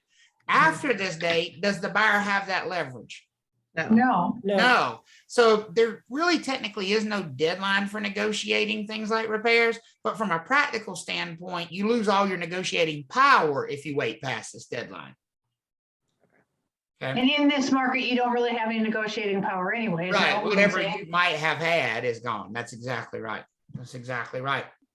So again, the period of time, the due diligence period is the amount of time the buyer bought with the fee that they paid when they went under contract. But just like the fee can have a big range of money, the time period can have a big range of time. It could go from a couple of days, it could be weeks, it could be months. It is completely negotiable. Keep in mind though, when we talk about completely negotiable, there are two parties who are two very different interests. What the buyer is going to want a due diligence period that is as long as possible. I mean, the perfect due diligence period for the buyer is one that goes all the way through the day of closing. If a buyer had a due diligence period that went all the way through the day of closing, could they literally wake up on the morning of closing and go, I've changed my mind, I'm not buying this house? Yep. Yes. They could. Would a seller be kind of off their rocker to accept a due diligence period that went all the way through the date of closing? Yep. Yes. Yeah, here's what I tell my sellers. Here's the advice I give to my sellers. We can't really control how much time the buyer wants for a due diligence period, but we can control this. We want enough time between the end of the due diligence period and the closing date for you to move out, because I don't want you to even start moving. I don't want you to lift a finger toward moving until we have gotten past the due diligence date. How many of y'all think that's good advice to give to a seller under this contract? Yes. Very good advice. good. Mhm. Because they don't know that the buyer's even promised to buy their property until we get past the due diligence period, right? Here's the worst thing in the world that could happen for your seller if the seller is your client. Seller is like, oh, we're closing in 2 weeks. I got to start moving. So they start taking everything down off the walls. They start packing everything up. They rent storage unit. They put everything in the storage unit. And then the buyer terminates because they're still in their due diligence period. And now we got to put the house back up on the market with everything taken down and everything in boxes. So the seller's either got to choose to market it that way or put everything back. Wouldn't that be a disaster from your seller standpoint? So my advice to my sellers is, we're not doing anything toward closing. We're doing the one thing we promised we would do during the due diligence period. We're not selling it to anybody else. We're taking it off the market. We're not selling it to anybody else. Once we get past the due diligence period, then we will make final progression toward moving out. That's the advice I give to my sellers because of the way this contract is structured. Can you take backup offers during the due diligence if you're the seller? You can take backup offers, and you can actually accept one backup contract. So you can continue to market the property and accept backup offers in case something happens. And in fact, this contract makes it really important to do that, because you have a contract where literally the buyer has the right to just wake up one morning. Could the buyer, let me ask you just as a practical thing, could the buyer wake up one morning and another house comes on the market that they like better, and if they're still in their due diligence period, just terminate this one and move on to the next one if that's what they wanted to do? Yeah. Yes. Yes. They would still lose their money. As long as they're willing to forfeit, because they've already forfeit their due diligence fee that they paid when they went under contract. Okay, so they definitely don't get it during the due diligence period. If they decide to not go along with the contract, they still don't get that money back. The buyer does not get it back for any reason, Henry. None, zero. Stop trying to create in your brain ways to get it back. They don't exist. The only way a due diligence fee is ever refunded is if the seller breaches under this contract. So the buyer has the right to terminate, but they have lost that due diligence fee. And it's not even like a deposit that's sitting in an account that has to be released to the seller who already has the due diligence fee. Yeah, the Seller. Seller does. It's in their bank account, or maybe not in their bank account. Maybe they spend it. Who knows? I don't know. Because you make the check out to the seller. I guess my question is, why have a due diligence period if I breach it, if I decide to change my mind anyway, I still lose my money? Well, because you haven't seen the true horrors of this contract yet. But wait, there's more. Do you think there's going to be another penalty if you go past the due diligence date and don't close as the buyer? What do y'all think is coming next? Yes. Yes. Yes, we have not yet talked about, folks, an earnest money deposit. And this little gremlin doesn't expect you to pay one, it expects you to pay both a due diligence fee and an earnest money deposit. And we haven't even talked about the earnest money deposit yet, but we're getting there. So is it attractive in this market to put a shortened due diligence, or would it do like a shortened closing, or both? Both, but the short due diligence in particular, because the sellers want the ability for the buyer to terminate to go away.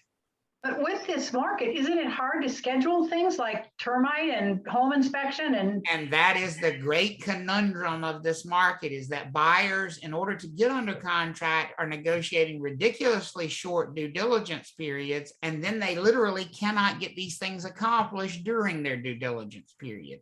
And then they lose their earnest money. And then we're going to talk about what would happen past that point, because it could get much worse for that buyer. Yes. Did you see Tyler's question? It says, if the buyer breaches, is the due diligence fee paid to the firm and then split with the agent like normal? No. The due diligence fee is paid to the seller, period.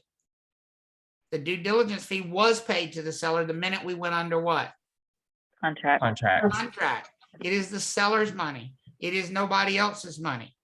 So if this contract goes to closing, so let's go back and let's think about it. I'm gonna back up again. I don't want to worry you through slides, but I want to back up again until we see this screen.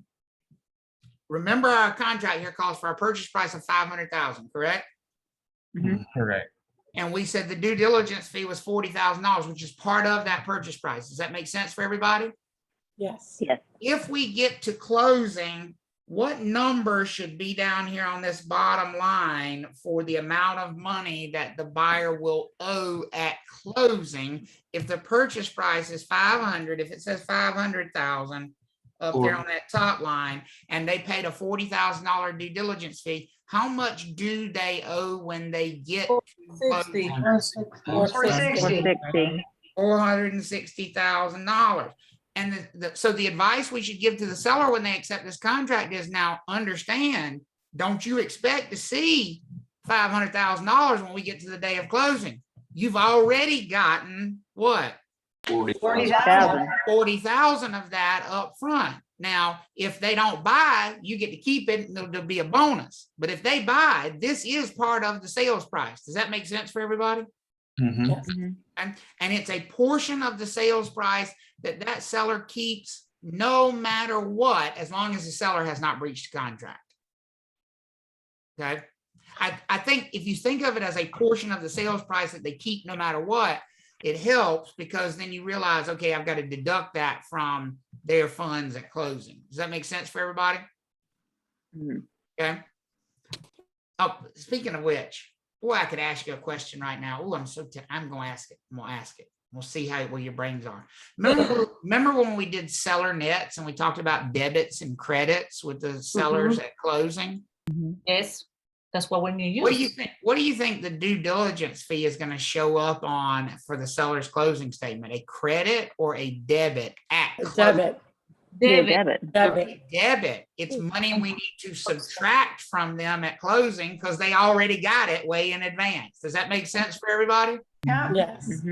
Yep, that due diligence fee shows up as a debit to the seller at closing, and coincidentally shows up as a credit to the buyer.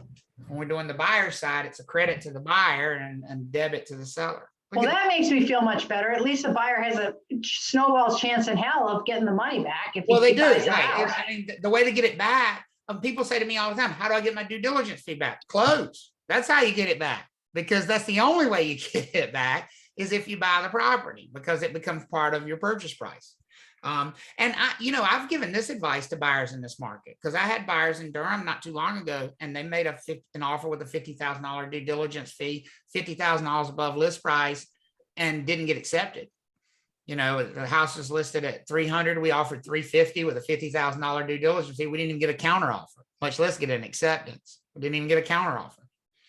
And of course, they're just beside themselves. They're like, what does it take? And I'm like, I don't know. It may take $100,000 to get under contract on it. And they said, but you could never walk away from $100,000. And I said, you're right. You never would, because here's what you would do.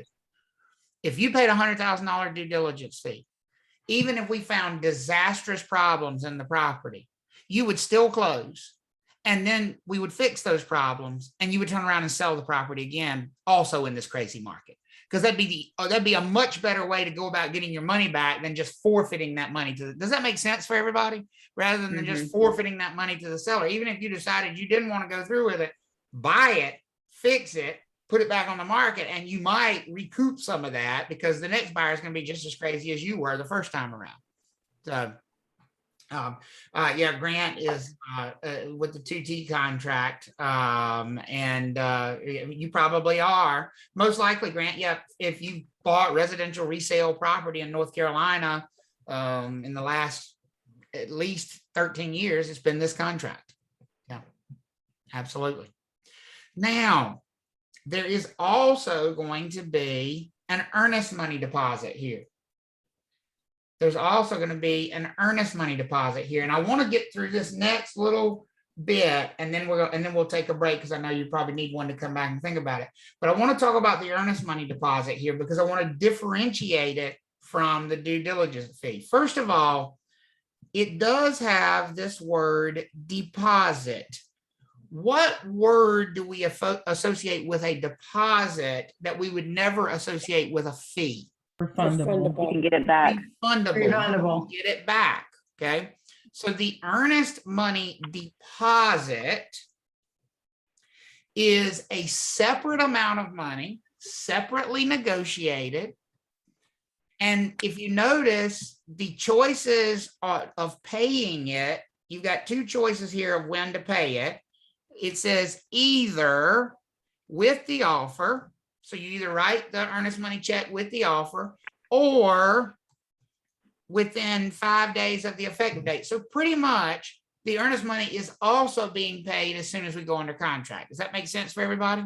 Mhm. So think your way through it logically. Think about you're making this offer for a buyer, okay? If their offer is accepted, how many checks are you probably going to need to collect from that buyer as soon as their offer is accepted? 2. 2. 1 for the due diligence fee payable to who? The Seller. To the seller, and a separate check made payable to the escrow agent, which could be anybody with a trust account. Does that make sense for everybody? Mhm. And the reason this is going into a trust account is it is refundable money under certain circumstances, under certain conditions. This money, why do we go ahead and pay the due diligence fee to the seller? Because it's non-refundable. Why would we bother with holding that in a trust account when we know where the money's going to eventually go? Why don't we just give it to them out of the gate? Does that make sense for everybody? Yeah. Mhm. But the earnest money deposit, we have no idea what's going to happen with that. The earnest money deposit needs to, by the way, this is very similar to other states. Other states use earnest money deposits, and they use them in much the same way we do. They just don't have that whole due diligence fee as well. That the due diligence fee is just an addition to, it's a layered into the process. It's an additional layer. So let the earnest money deposit, and notice you get a choice of, when you pay it and also how you pay it. Pay it cash, pay it personal check, pay official bank check, wire transfer, electronic transfer. You can choose how you want to deposit the earnest money deposit. It's also negotiable. And if you think about anything negotiable when it comes to numbers, you think the seller wants this number to be high or low? All right. Hi. High. Higher. And the buyer wants it to be what? Low. Low. Low. Even though it's going into a deposit account and the seller's not getting the money, there's a potential they may get it. Does that make sense for everybody? Mhm. Mhm. And if it's money you may potentially get, you'd obviously rather it be high rather than low. Because this And is kind of a good faith payment, right? And I guess, this from a is, buyer's this perspective. is like what you would call like a good faith payment or just a straight up deposit on anything else, right? Think of when you make a deposit. There's always rules about when your deposit is refundable versus when it's not refundable, right? Anytime you make a deposit, put a deposit on a hotel room. By the way, don't ever use this phrase, non-refundable deposit. There's no such thing. There's a 3-letter word for that. What is it called? Fee. A fee. A non-refundable deposit is a fee, folks, right? It's not a deposit if it's non-refundable. Deposits are refundable under certain circumstances. Well, the buyer wants this amount to be low. Number one, they're having to pay it. Number two, it's money they could potentially lose under some certain circumstances. Does that make sense for everybody so far? Mhm. Mhm. Now, I do want to point something out to you here because I think it's important. Remember, our purchase price was $500,000. What did we say our due diligence fee was? 40,000. 40,000. $40,000. Well, let's say our earnest money deposit is $60,000. Folks, that's also a portion of the purchase price that the buyer has already paid. Now, they didn't pay it to the seller, but they have already paid it into an escrow account. Does that make sense for everybody? Mhm. So if the offer looked like this, what number would be on that bottom line down there for the amount that's due at closing, the balance due at closing? 400,000. It would be $400,000 in this case. Does that make sense for everybody? Yes. The way to think about all of these monies is it's money that the buyer is paying up front as a show of how serious they are about this property. And ultimately, if they do close, they're going to get credit for. So is it fair to say that the buyer would also get credit for the earnest money deposit on the closing statement? Is that a fair statement? Yeah, they will. Mhm. They will. They sure Yes. will. Okay. So how do we handle this earnest money deposit? Well, first of all, there's a section on the contract where we're going to fill in the name of whoever is holding the earnest money. And there are lots of options there. We could have, for example, the listing firm hold the earnest money deposit. We could have the closing attorney hold the earnest money deposit. We could even have the buyer's firm, if the buyer has representation, hold the earnest money deposit. Anybody with a trust account, and it'll just be written on the contract who the parties have agreed will hold the money. The most common is actually not the closing attorney. If you're ever asked on a test what the most common place for the earnest money to be held is, it's actually the listing firm. The listing firm is still, now that's changing over time, but still the most common place is the listing firm. The reason for that is sellers feel more like reassured when it's their firm that's holding the deposit. You know, whether that means anything or not, and it probably doesn't, because every firm has to follow the same trust account rules. But if you're the seller, don't you feel better when your agent that you chose, that you like, is the one holding the money in their account? Yes. And so that's why that's traditionally been the place where it was most likely held. And then look at these two statements right here, because this is where it's at when it comes to the earnest money deposit. Refundable if the contract is terminated by the buyer for any reason during what? Due diligence. The due diligence period. So during the due diligence period, before the due diligence period expires, if the buyer walks away, what money will they get a refund of? Earnest money. Earnest money. Earnest money deposit. And then look at the statement immediately below it. If for any reason the buyer has to terminate or decides to terminate after the expiration of the due diligence period, the earnest money changes from refundable to what? Non-refundable. To non-refundable. So if you were asked, practically speaking, what happens when the due diligence expires, the number one answer would be the earnest money just went from Non-refundable. it went from refundable Refundable to non-refundable. That's what just changed. So we said September 27th. And the contract already has 5 o'clock written in it. We said September 27th. So September 27th, 4:58 p.m., buyer terminates. And we're going to use these numbers that we wrote in here. Let's just say our due diligence date is September 27th. Everybody with me? Yeah. September 27th at 4:58 p.m., buyer terminates. What happens with, first of all, buyer terminates. So is the $500,000 going to happen? No. No. Nope, that one's not going to happen. Can we all agree with that? If we get a termination, that one's not going to happen. Everybody with me on that? Yes. Okay. 4:58 p.m. We know that the $500,000 is not happening. Let's talk about the $40,000 due diligence fee. Seller or buyer? Seller. Yes. Seller. Talk about the $60,000 earnest money deposit. Buyer. Buyer. Buyer's getting it back. Buyer. Does that make sense for everybody? If it's terminated during the due diligence period, the 500,000 is not happening. Seller's keeping the 40, buyer's getting the 60 back. Is everybody with me on that? Yes. 4 minutes later, only one thing changes. What's the one thing that changes 4 minutes later? Goes back to a unilateral contract. Seller's getting Not getting that 60,000 back. Seller keep everything. Non-refundable. 100. You terminate after the due diligence period is over. That earnest money deposit goes to who? Seller. Seller. Notice I did not erase what happens with the due diligence fee, because that never changes, right?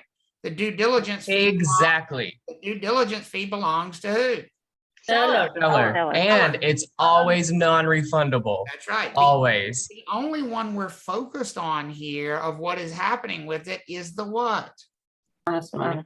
Earnest money. And it is going to be as simple as can be with regard to that earnest money, folks. If we are within the due diligence period, refund it to the buyer. That's what the contract says. Is everybody with me on that? Yes. If we are past the expiration of the due diligence period, release the earnest money to the seller. That's what the contract says. Forfeit it to the seller. Question, Travis, do you really have the earnest money being deposited to the seller before the due diligence period is over? Yes, because if you notice, the choice for earnest money is either with the offer or within 5 days of the effective date. So usually it's got to be deposited long before, unless your due diligence period is really short, you know. Yeah, I gotcha. It just, at least it would give buyer a break in some regard. Right. I mean, logically, some people would say, well, we don't need to deposit it until it's non-refundable anyway, but I get what you're saying, but no, it's made to be done up front.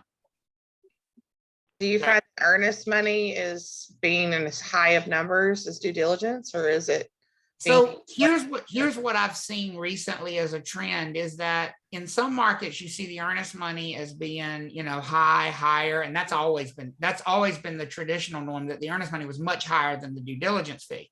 But what's happened is that was before due diligence fees exploded.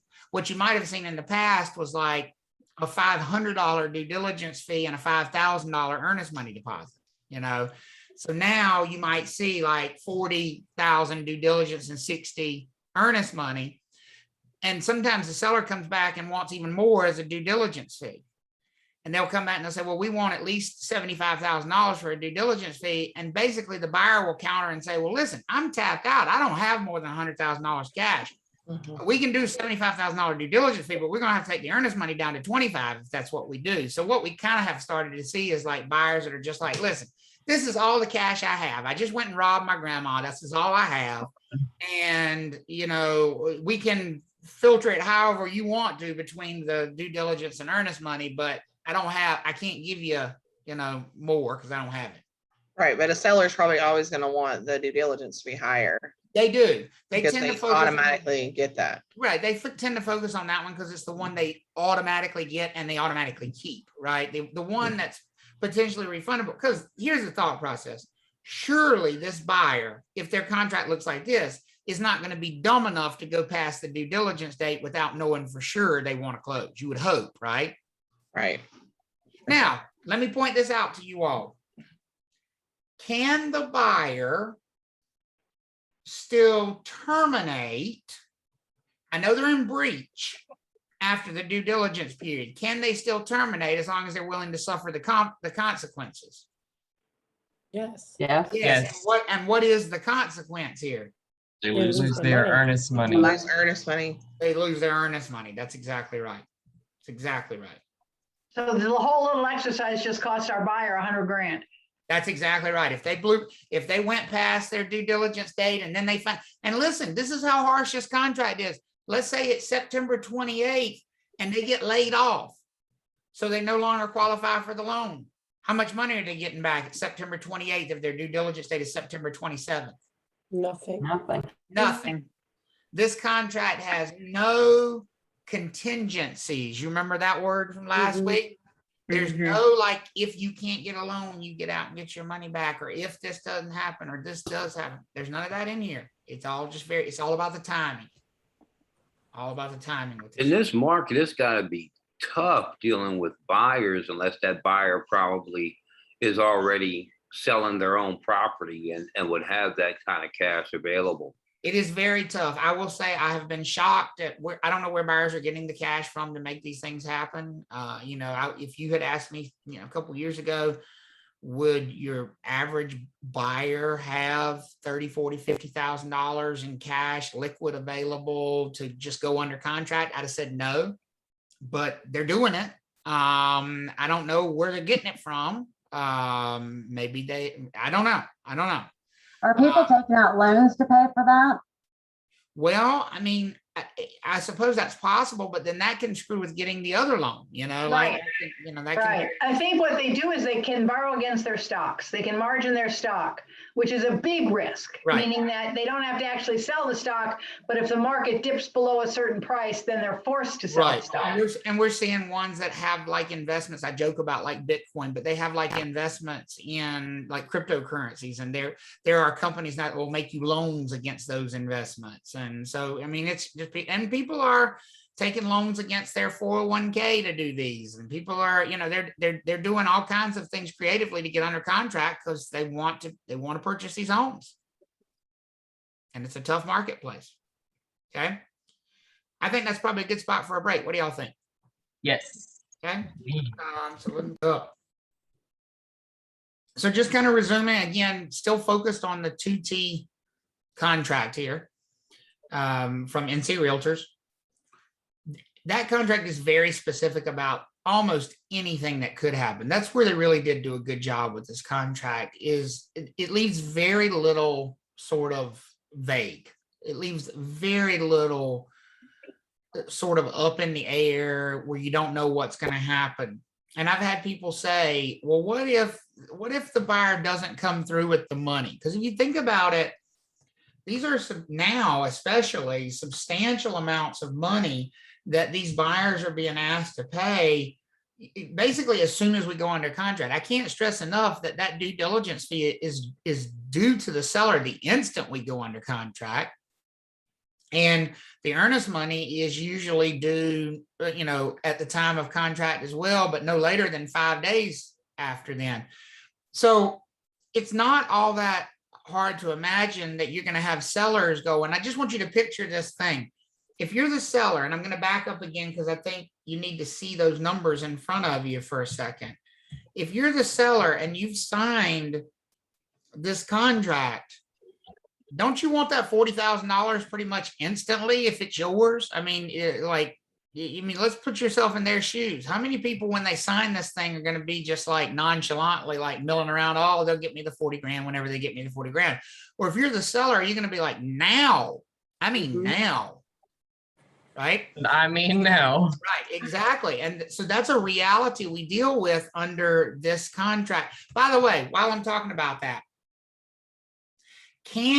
are we legally allowed? This is license law question. Are we legally allowed to handle that due diligence fee to get it delivered to the seller once we go under contract, or would it have to go on our trust account? No, goes to the seller. We're allowed to handle it. Remember, there's two exceptions to the trust account rule, 2 amounts of money that we can handle without it going into our trust account. We can handle option fees, which is what the due diligence fee is. It's an option fee. Or we can handle earnest money deposits made payable to somebody else's trust account. So would that pretty much cover us so that people that didn't have a trust account could still handle this contract and handle these 2 pieces of money right here? Yeah. Absolutely. I just looked it up. It's unit 1.4 if you need to go and look and review that. Unit 1.4 is where that rule is regarding trust accounts and in the exception to the trust account rule. Good. Yes, sir. Good. Travis, I have a quick question. Okay, go ahead, Taj. So, so going back to, I think it was the previous slide where you had the numbers on there with the 500,000. So the balance, the new purchase price is what we will be asking for a loan from the company. So if we want to get a loan, and if we want making it way more complicated than it is. First of all, there's no, and I see where you're trying to go, but I need to head you off because here's the thing. I can't watch you crash the train to the bottom of the ravine and then try to save you. I've got to try to stop you on the tracks halfway. I appreciate it. No, and so I don't mean to interrupt you, but I don't want you to go any further than that. First of all, when you say the new purchase price, there is no such thing. The purchase price is the purchase price. How much is the buyer paying for this property? $500,000. $500,000. They're going to base their loan based on that $500,000. If they're doing a VA loan, are they still going to borrow $500,000 here, folks? No. Yes. No? Yes. No. Yes. Oh, the Yes. VA, yes. Yes. If they're doing a VA loan, they're still going to borrow $500,000 here. They would get money back at closing. They would, because their loan would essentially have them be overfunded. They would simply get the money back at closing. So don't try to outthink and outwork and outdo all of this stuff. It's simply going to be the purchase price is $500,000. And the lender's going to say, I don't know why you paid all this money in advance. You didn't really need to, but oh, well, you can have it back because we're going to loan you based on the $500,000. Mm-hmm. Was that your basic question, Taj? That was. So then when we get to closing, then the documents will then start deducting the the 40,000, then the 60,000. That's exactly why we have debits and credits at closing. When we go to closing, if that buyer's getting, so let's just use some raw numbers here. Let's just say that buyer's getting a loan for 80% loan to value. Everybody with me on that? Mm-hmm. Or actually, why don't we say 90%? Because that way it'll show you a little better. They're getting a 90% loan to value loan. Is it going to be 90% of the 500,000 or 90% of the 400,000? 500,000. 500. So take 90% of that number. That's a $450,000 loan, correct? Mm-hmm. Mm-hmm. Well, that goes as a credit to them. So basically, here's what you'd have. You'd have credit. They'd get a $40,000 credit for the due diligence fee. Make sense? Mm-hmm. They would get a $60,000 credit for the earnest money. And they would get a $450,000 credit for the loan. And if you total all that up, you end up with $550,000 in credits. And what's their total debits? Just the $500,000, right? Right. So what's that buyer going to walk out of that closing with? 50,000. A check for $50,000. Mm.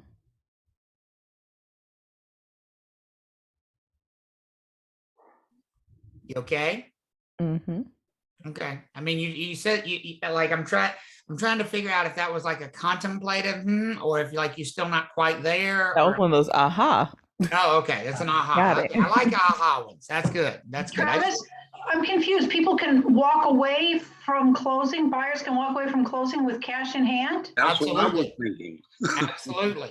Absolutely. William, you and I, this is weird shit, isn't it? It is. Well, and here's why that's happening, because they're paying so much in advance with this crazy, the crazy structure of the contract, that in a lot of times when these buyers get to the closing table, they've way overshot their down payment. But are the lenders okay with this? Yes, absolutely. Absolutely. So it is. The money's there.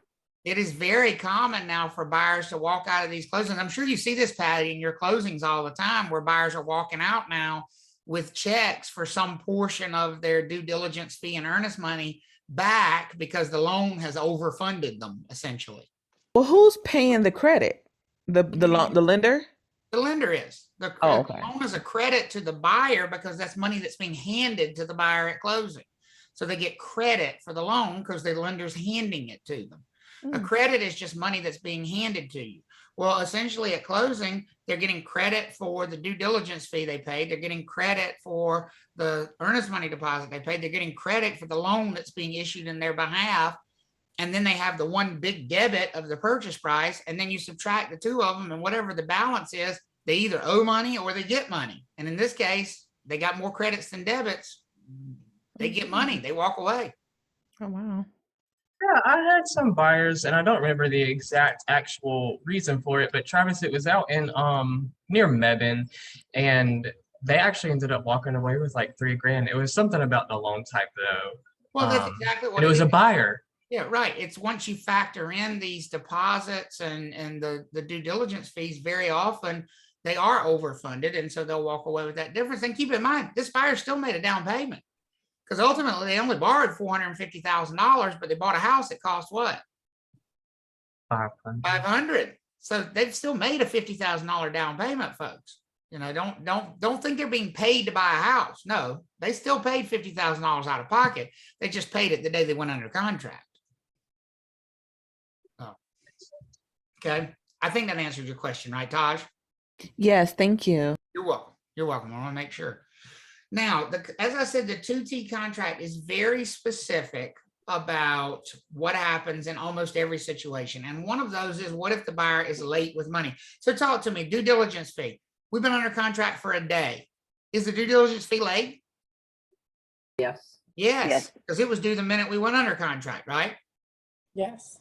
So the contract itself is meant to avoid disputes as much as possible. And so it actually has a paragraph that deals with what about a late payment of money. And here's what it says. It says, if the buyer fails to deliver either the due diligence fee or the earnest money by their due date, that the seller is required to demand the funds in writing. Now, in writing doesn't have to be a form. Could in writing be a text message from the listing agent to the buyer's agent? Where's your due diligence fee? Where's your earnest money deposit? Would that be a demand in writing? Yes. Yes. Anything in writing, okay? If the demand is made in writing by the seller or their agent, the buyer has 1 banking day from that point forward to provide the money as certified funds. That's what the contract says. So if the seller makes demand for the money, the buyer now has 1 banking day to comply. You want to hear how, you remember me talking about how nasty this contract was, folks? Listen to this. So I'm going to go back over it just because I think sometimes it helps you to stare at the numbers. Okay. So more erase the stuff that we talked about the credits and debits here for just a second. Let's just stare at these numbers. So this contract has been accepted.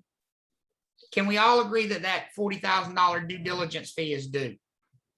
Yes. Everybody with me on that? Mm-hmm. We've been under contract for a day. Buyer has not delivered the due diligence fee.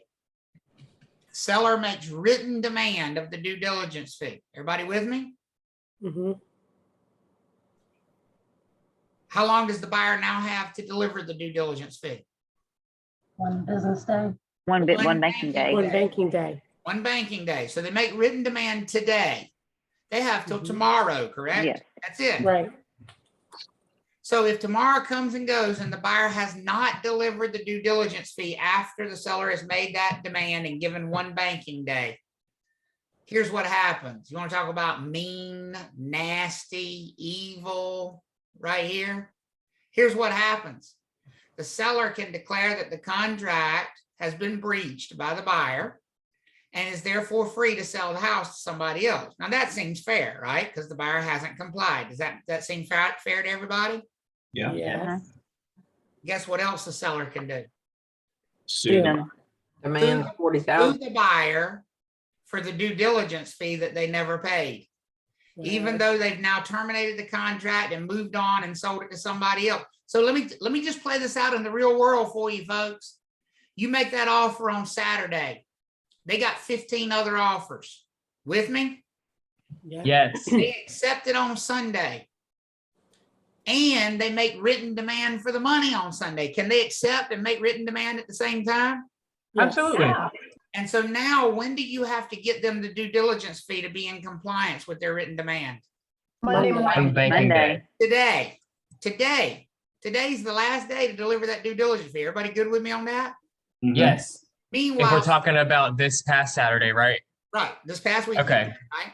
Meanwhile, they got an offer in for $100,000 more. Is that possible in this crazy market that they got a better offer in? Yes. Yeah. And they'd like to accept that offer anyway. And you don't know that, but they do. You cannot get your due diligence fee today because you broke your leg and you couldn't get down to the bank, but you've promised you'll get it to them on Tuesday morning. Guess what? They're going to terminate. They're going to terminate the contract. They're going to sell the house to the people who made the offer for $100,000 more. And they might sue you for this $40,000 that you never paid them. Ain't that nice? Dirty, dirty, dirty. That's what it says, though. That's what it says. That's what just caught me when I was typing it. I was like, oh my gosh, they can even like get them. So I guess it's up to us as buyer's agents to really stay on our buyers with all these deadlines. Exactly right. So here's what I tell you. You bring up the great point, Rachel. If I'm a buyer's agent, that's not just a number on the line. That's not just a number on the line. That's a number you better have available right now. Because Right. On the contract, yeah. You can offer, definitely. the minute they accept this thing, they're going to make written demand for it. And we got 1 banking day. So this can't be money you got buried in a coffee can across town somewhere. You better have access to these funds right now. I mean, that's a big conversation to have. Big conversation. Michael, why can they sue? Because the contract says they can. That's what I'm stressing to you here. It's not, this is not a matter of law. This is a matter of what this specific contract says will happen in that circumstance. Or could happen in that circumstance. Okay. Are we all okay with Crazy. that? Mm-hmm. So, well, I mean, the reason that Michael, that the sellers would say is, well, I took my property off the market. You promised to pay me $40,000 and you didn't do it. I mean, that's what the legal reasoning would be. And that's what contracts are about. You agreed to these terms. You know, contracts are not meant to be nice. They're meant to be very strict. And this one is. If a breach got the buyers out of paying that, then that's what every buyer would do. They would screw the sellers over. That's exactly what they would do. That's exactly what they would do. So what I've tried to do for you here on the next two slides is give you a couple of timelines, because I think sometimes visually seeing it helps people, of contract to closing using the 2T contract. And so on the left, you have the point of contract. So just, you know, remember, offer is over here on the left-hand side, some, you know, off the chart. And then acceptance. And then communication of acceptance gets us to contract. Does that make sense for everybody? So we have offer, we have acceptance, we have communication of acceptance, and that's where this timeline starts. The minute we go under contract, the due diligence fee is due to the seller. Also, the earnest money is going to be due either at the time we go under contract or within 5 days. Remember, you have those two choices with earnest money. But basically, if you think of it, you don't have to know the distinction there. Earnest money is paid also at the beginning. So basically, the minute we go under contract, how many checks do we need from this buyer? Two. Okay. One payable to the seller for the due diligence fee, one payable to the escrow agent for the earnest money deposit. And the seller is most likely going to very quickly make written demand for that money. And once the seller makes written demand, how long will the buyer have to deliver it? One banking. One banking day. One banking day. There you go. Now, if you look at your chart here, what I've tried to do is to basically color code this for you. This period of time right here, from the time we go under contract until the expiration of the due diligence period, that is the time that the buyer has to do what? Appraisal and an inspection.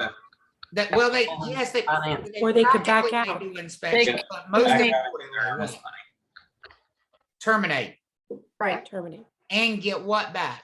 Earnest money. Earnest money. Earnest money. There you go.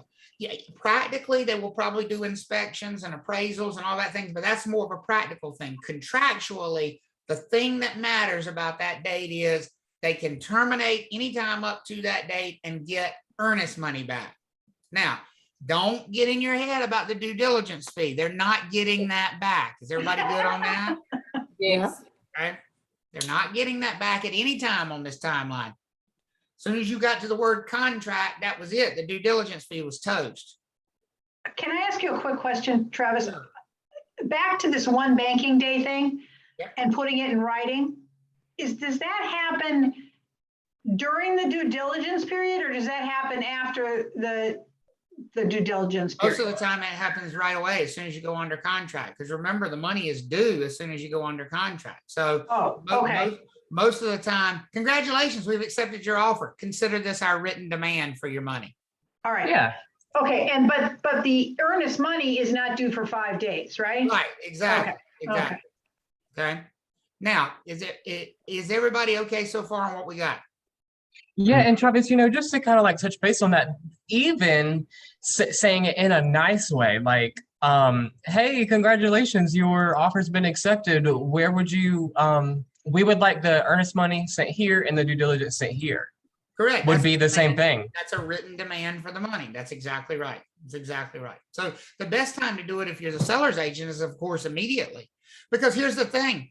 I've had listing agents who come to me and say, the buyer's a week late paying the due diligence fee. What do I do? I said, well, you should have asked that question a week ago. Why has it gotten to this point? And they say, well, can we just terminate the contract? And I'm like, no, not if you haven't made what? Written demand. Written Man. demand, even if they're a week late, do you still have to give them one banking day from the time you make the written demand if you haven't yet made the written demand? Yeah. Right? So from the standpoint of the seller, the best time to make written demand is immediately. That way you get the clock rolling. Okay. Now, if Well, it's best to just get the check from your buyer when you're writing up the offer, so you've got it in hand. yes, if you get into this red period of time here, so we are after the expiration of the due diligence period, but before closing. Does everybody understand the time period we're talking about? So we're after due diligence, but before closing. That is the period of time during which the earnest money is non-refundable, meaning any termination of the contract from the buyer's perspective during that time is a breach. Buyer can't get a loan. So if buyer can't get a loan, let's say here, is that a breach? No. No, they just terminate. And would they get a refund of their earnest money? Yes. Yes. Yes. Yes. If buyer can't get a loan here, is that a breach? Yes. Yes. Yes, because it's not about what they can or cannot do. It's about when that problem occurs. Does that make sense for everybody? Yes. Okay. And the same thing is true. Buyer decides they don't want to purchase here. Can they get out and get their earnest money back? Yes. Yes. Buyer decides they don't want to purchase here all the way on the day of closing. Can they get out? No. No. Well, they can get out, Damn, but Yeah, They they won't lose get it their all. earnest money but back. they forfeit their earnest money. That's what you need to understand. They can get out, but it's now with an additional penalty of earnest money. Does that make sense for everybody? Took me a long time to grasp that concept. It's not that the money serves as, no, you can't get out. It serves as what's going to happen. if you Right, get out. exactly. It's sort of like when you're a child, when your parents don't say to you, see, I don't know how your mother parented, but let me tell you how mine parented. This is my mom's parenting. She would not tell me, do not touch the stove. Here's what my mom would say to you. If you touch that stove, I'm gonna tear your ass up. That is how this contract works. It doesn't say don't get out. It says if you get out past the due diligence date, you are going to pay a price. You are going to pay, and that's going to be the earnest money deposit. Does that make sense for everybody? Yeah. So a buyer who's willing to incur the wrath of forfeiting their earnest money can get out anytime they want to. But Everybody it's still a breach, right? It's still a breach. It is a breach. That's exactly right. If you're past the due diligence date and the buyer wants out, it doesn't matter what the reasoning is, it's a breach. But we also know, because this contract is very specific about this, that the penalty for that breach will be the earnest money. Now, if you think about it, isn't that a very elegant way to set the contract up? That way we don't have to worry about lawsuits down the road. It's pretty simple. We know exactly what happens with this contract. If you get out before your due diligence date, get your earnest money back. You get out after your due diligence date, don't get your earnest money back. Simple as that. How we all feel about that? Okay. Now, the next slide is the more complex timeline, which basically leaves puts the whole thing in there and adds offer to the process. And so you talk about, that's where you get counter offers and negotiation and all that sort of thing.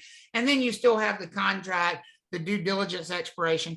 Notice I also added in here, and I think it's important to point this out, settlement. And settlement is different than closing. I think it's important to understand that. Settlement is the meeting at the attorney's office. A lot of times we refer to that as closing, but that's actually a misnomer. Where does closing happen, folks? The courthouse. When it gets recorded at the courthouse? Define closing for me.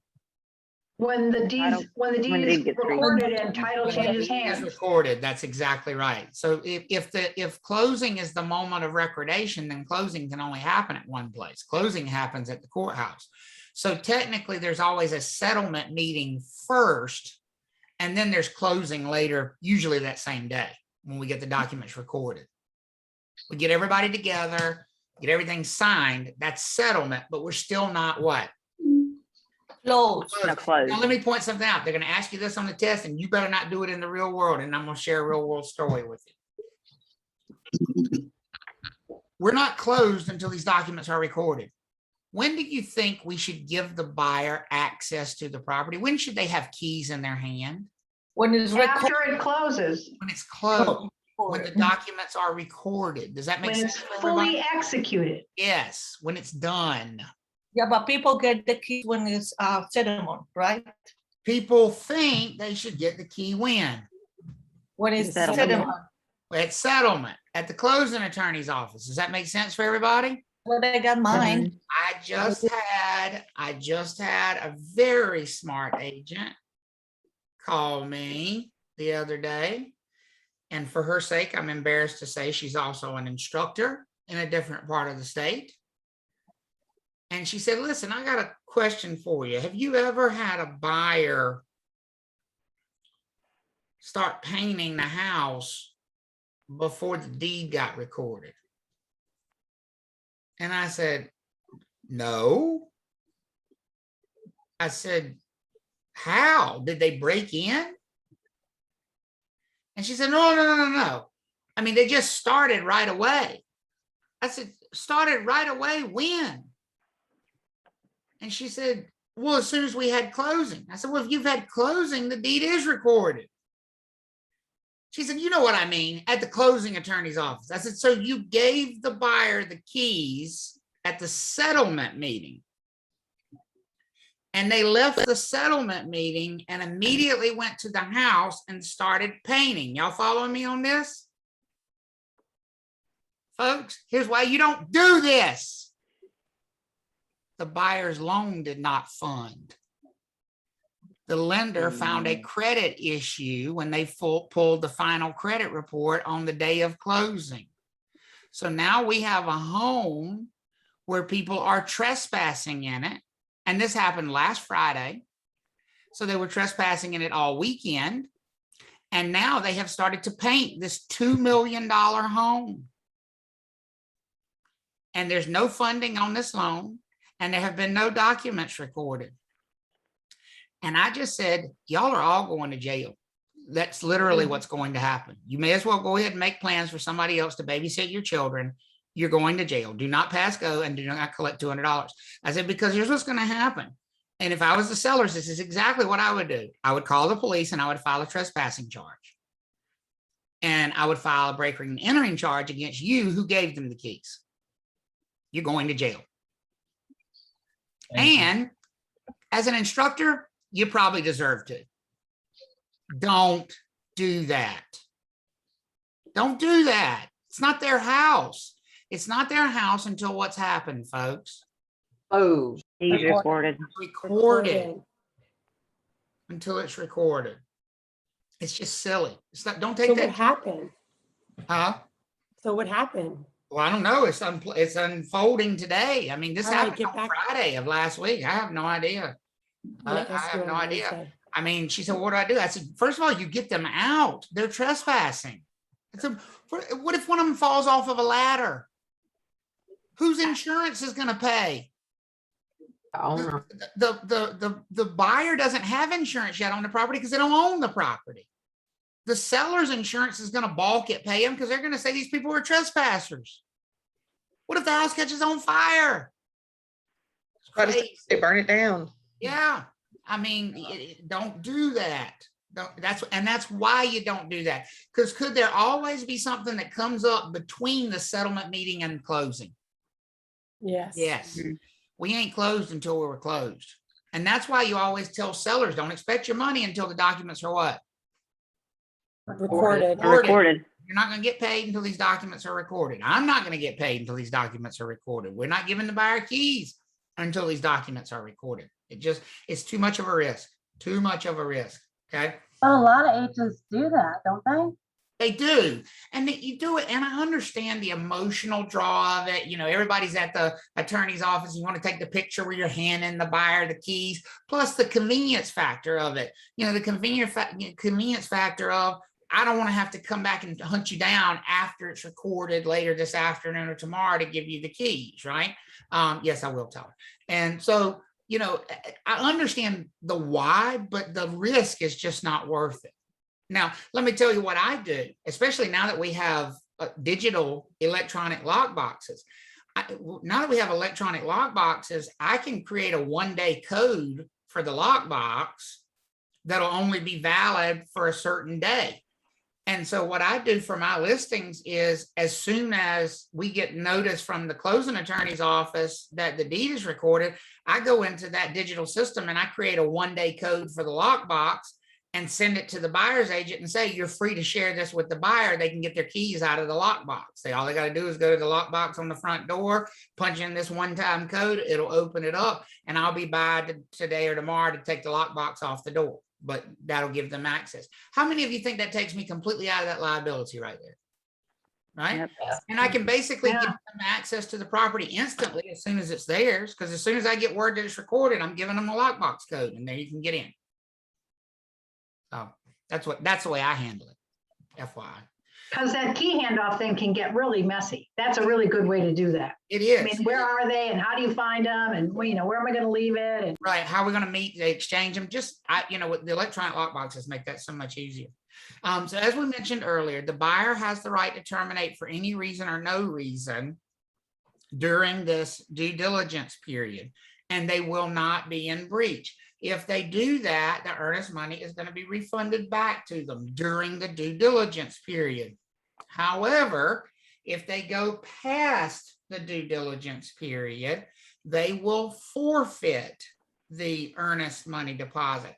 And so this is the paragraph that deals with the earnest money deposit from the contract itself. And it's a lot of language there, but notice it says, in the event of a breach of this contract by the buyer, the earnest money deposit shall be paid to the seller as something called liquidated damages. So that's a terminology we need to talk about. So first of all, in the event of a breach by the buyer, talk to me about what a breach is. What's a breach by the buyer? I want you to have a clear definition under this contract. What's a breach? not performing. Not performing during what period of time? During the due diligence period. Due diligence. The past the due Past diligence. the due diligence period. Not performing during the due diligence is not a breach, folks. Oh, That that's is- right, after the due diligence. It's after the due diligence. I want you to be clear in your brain. It's not a breach unless they don't perform after the due diligence period. Does that make sense for everybody? Mm-hmm. Remember, the buyer expressly has the right to not perform, so we'll back up a slide, to not perform during the due diligence period. It says buyer shall have the right to terminate this contract for any reason or no reason during the due diligence period. So they're not actually in breach until we're past the due diligence period. Is everybody good with that distinction? Yes. So if for any reason the buyer doesn't perform, doesn't move toward closing after the due diligence period, it says then the earnest money deposit shall be paid to who? The Seller. seller. To the Seller. seller, right? As liquidated damages. So we need to talk about what that phrase liquidated damages means. Liquidated damages is almost like it's like a prenuptial agreement. I mean, really, it is like a prenuptial agreement. Think of people that get married and have a prenuptial agreement. They have a prenuptial agreement so they don't have to go through a divorce proceeding, right? And they don't. They're essentially saying, we don't want some judge to figure out how much I owe him or how much I owe her in the event we get a divorce. And really, the prenuptial only matters if things go badly, correct? Mm-hmm. Correct. If things go well, nobody's ever going to look at the prenuptial. But if there's a split up, then we look at the prenuptial and people have agreed in advance. This is what's going to happen. Isn't that the whole purpose of a prenuptial? And it goes with the analogy we use about contracts being like marriage anyway. Well, liquidated damages is a lot like a prenuptial agreement. We have said, if this goes badly, if there's a breach, we've already agreed in advance what the damages will be related to that breach. There's no reason to go to court because we've already agreed to a number. We already had that discussion before we even went under contract. And I'm gonna back up a slide here. It says, in the event of a breach of this contract by the buyer, the earnest money deposit shall be paid to the seller as liquidated damages. Have the buyer and the seller already agreed what the penalty for a breach is going to be in this contract, folks? Yeah. The earnest money. The The earnest. earnest money. They've already agreed. So now apply that. Practical questions. Can the seller, if a buyer breaches this contract, can the seller sue them for money in addition to the earnest money deposit? No. No. No. No, they cannot. That is the whole idea of liquidated damages. Liquidated damages is put in place to prevent that lawsuit from happening. Does that make sense for everybody? Yep. You've basically said, okay, we agree in advance that if the buyer breaches, they will forfeit this amount of money to the seller, and that's the end of it. No lawsuit, no anything else. Two parties will walk away and go their own merry way. That's liquidated damages. That right. How do we all feel about that definition? Does that make sense for everybody? Yep. See, contracts that don't have a specified liquidated damages phrase, guess where you would have to go to obtain damages? Court. You'd have to go to court. You'd have to file a lawsuit and sue for some amount of money and say, well, Your Honor, they breached this contract. It cost me $30,000, yada, yada, yada. In this contract, a court would say, I don't know why you're coming to me for. You agreed to that amount of money when you went under contract. That's your bad. And we've had sellers say that. I've seen sellers in some of these transactions go, well, the earnest money is only $5,000. That's not enough. Well, then you never should have what? You Accept should have it. said it was okay. You should have Yeah. accepted it. You accepted it from the start. So here's how when I'm presenting an offer to a seller with this 2T contract, here's exactly how I explain the earnest money to that seller. I say to him, okay, I want you to imagine this. Morning of closing, you're moved out, house is empty. We get a call from the buyer and they've changed their mind. They don't want to buy your house. What amount of money makes that okay? And they're like, a lot. I'm like, well, then that's the number that should go on that earnest money deposit line. Because isn't that exactly what could happen? Isn't that the worst case scenario of what could happen? Absolutely. And so that's the way I explain to a seller the earnest money deposit. This is the penalty that buyer is going to pay if they screw you over, if they go past their due diligence date and they still don't close. Is it dangerous for a seller to have a zero earnest money deposit here? Yes. Absolutely, Travis. This is a perfect example because I think people think a lot of the times, and this is the truth, like when people are negotiating these amounts and going under contract, everything is good. We're not mad at each other. We're trying to make the deal happen. Yep. But you don't think about what happens when I start to hate this buyer. Like, Oh, you are so right. I mean, it's all unicorns and glittery rainbows, when you're making the offer and going under contract. But when things fall apart, you need to have very clear understanding of what it's going to be. And here's how I explain to buyers the earnest money deposit. Once we're under contract and the buyer says to me, well, I don't know. It looks like the house didn't appraise and I'd have to pay an extra $30,000 out of pocket to close on it. If they're past their due diligence date, what is my explanation going to consist of? Well, you're going to have to also lose your earnest money if you don't close. So your choice becomes, do you want to pay the extra $30,000 out of pocket and buy the house? Or do you want to forfeit your due diligence fee, which is already gone, plus your earnest money deposit, which would now be gone, and not have a house? Because that's really what the choice would come down to for that buyer. I like your plan. Buy it and then sell it again. Right. Under this contract. Remember, this is specific to the structure of this contract. How do we all feel? Is everybody kind of getting your arms kind of wrapped around this idea of how this contract works? Mm-hmm. Yes. All right. Good deal. So what things, and a couple of you have already asked these questions from earlier because you were thinking ahead, what things should a buyer do during their due diligence period? Obviously, they can do these at any time. They can do inspections past the due diligence period if they want to. They can get their financing arranged past the due diligence period. The reason it's suggested that we get all these things done during the due diligence period is simple, though. Their earnest money becomes at risk after the due diligence period. They're placing even more money at risk. So if you're going to do inspections and find a problem, it's bad to find it during the due diligence period. It's even worse to find it after the due diligence period. If you find out the property's not going to appraise, that's bad during the due diligence period. It's even worse after the due diligence period. Does that make sense for everybody?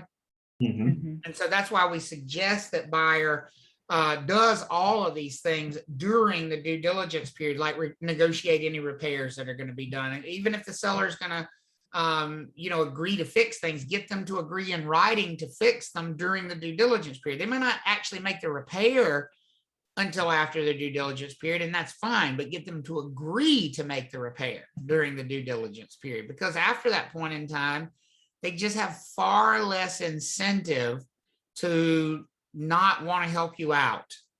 In fact, they have an incentive for you to terminate. I've heard sellers under this contract, especially when it's past the due diligence period, when buyers say, well, I could walk away. And I've actually heard sellers and their agents go, please do. Like, seriously, that'd be the best thing ever in our lives if you walked away, because we get to keep all of your money and then go sell it to somebody else. Go for it. Don't threaten.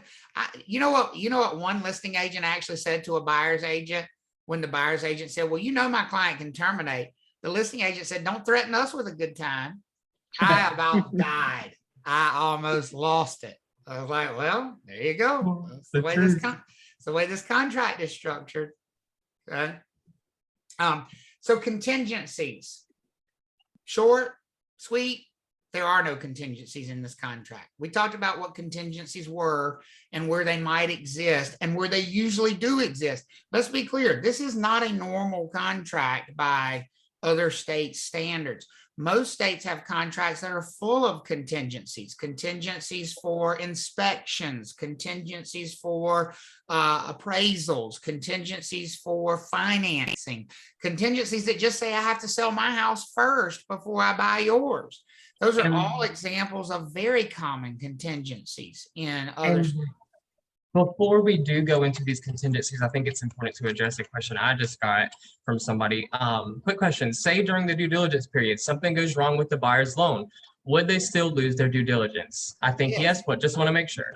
Yes. I mean, so the answer to that question is, say something goes wrong during the due diligence period, would they lose their due diligence fee? Yes. And I don't care what that something is. It can be their loan. It can be an inspection. It can be they tripped and fell and broke their neck. It can be that they lost their job. It doesn't matter. The due diligence fee was money you paid to the seller to take their property off the market. And then a follow-up they had just sent was, okay, thank you. So they will only get it back if the seller breaches. That's it. And I think that's yes. That is the perfect way to put it. The only way the buyer could ever hope to see that due diligence fee again is one of two ways. Close. Because if you close, don't you get credit for it as part of the purchase price? Yes. Right? Or number two, the seller breaches. That's it. Okay, good. I love those questions because it shows a good understanding of the contract. So the 2T contract has 0 contingencies, which does make it an easy contract to deal with once you're under contract. I mean, yes, it has its plus sides too. I mean, when you have, because here's the thing, when you have a contract with contingencies in it, don't you have to worry, like if you're the listing agent and the seller and you've got an appraisal contingency on the contract that says if it doesn't appraise, the buyer can get out and get all their money back. Aren't you like on pins and needles as the seller while the buyer's getting their appraisal if you have an appraisal contingency in there? Yes. Right? Do you think sellers in North Carolina even know when the appraisal's being done or care with this contract? No, they don't give a rip. Are people doing appraisals before they make offers?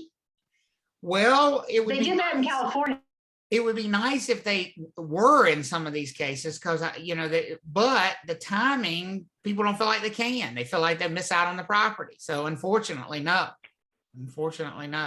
Now, what do you do with the VA, which does have that appraisal contingency? So it's an interesting question. VA loans require you to include an appraisal contingency in them. There's actually a VA finance addendum, which is used to add a finance contingency. Remember earlier how I said this contract discriminates against veterans? Put yourself in the seller's shoes. You got 15 offers and one of them comes in, it has an appraisal contingency and the other 14 don't. What do you do with the one with the appraisal contingency? Ignore it. Throw it away. Yeah. And that is the blunt and ugly reality that we see with this contract right now. It just is. It is a function of those offers rapidly become non-competitive in this environment. And it's one of the things I detest about this contract right now. It bugs me to my core. Okay. So no contingencies at all in the 2T contract. This is an as-is contract. It never says as is in the contract, but I think as is the phrase that people are more accustomed to hearing for the seller's not required to fix anything. So if you were ever asked, does the seller have to fix anything under the 2T contract? What's your answer? No. No, they don't. Now they could negotiate for repairs. And if they get the seller to agree in an addendum or an amendment, we're going to talk about what those two things mean. An addendum is an addition to an offer. An amendment is a change to an existing contract. If they get the seller to agree to repairs in an addendum or an amendment, then that is binding. But if you're just using the 2T contract by itself, it says the property is being sold in its current condition, which translates to mean it's as is, folks. The buyer is doing inspections, but are they doing inspections for the purpose of asking the seller to fix stuff, or are they doing the inspections just so they know what they're buying? They know what they're buying. They know what they're buying. By the way, this does not make our job easier. This is another thing I really dislike about this contract. Remember that the law, the responsibility of real estate brokers to disclose material facts is not dependent on the contract you use.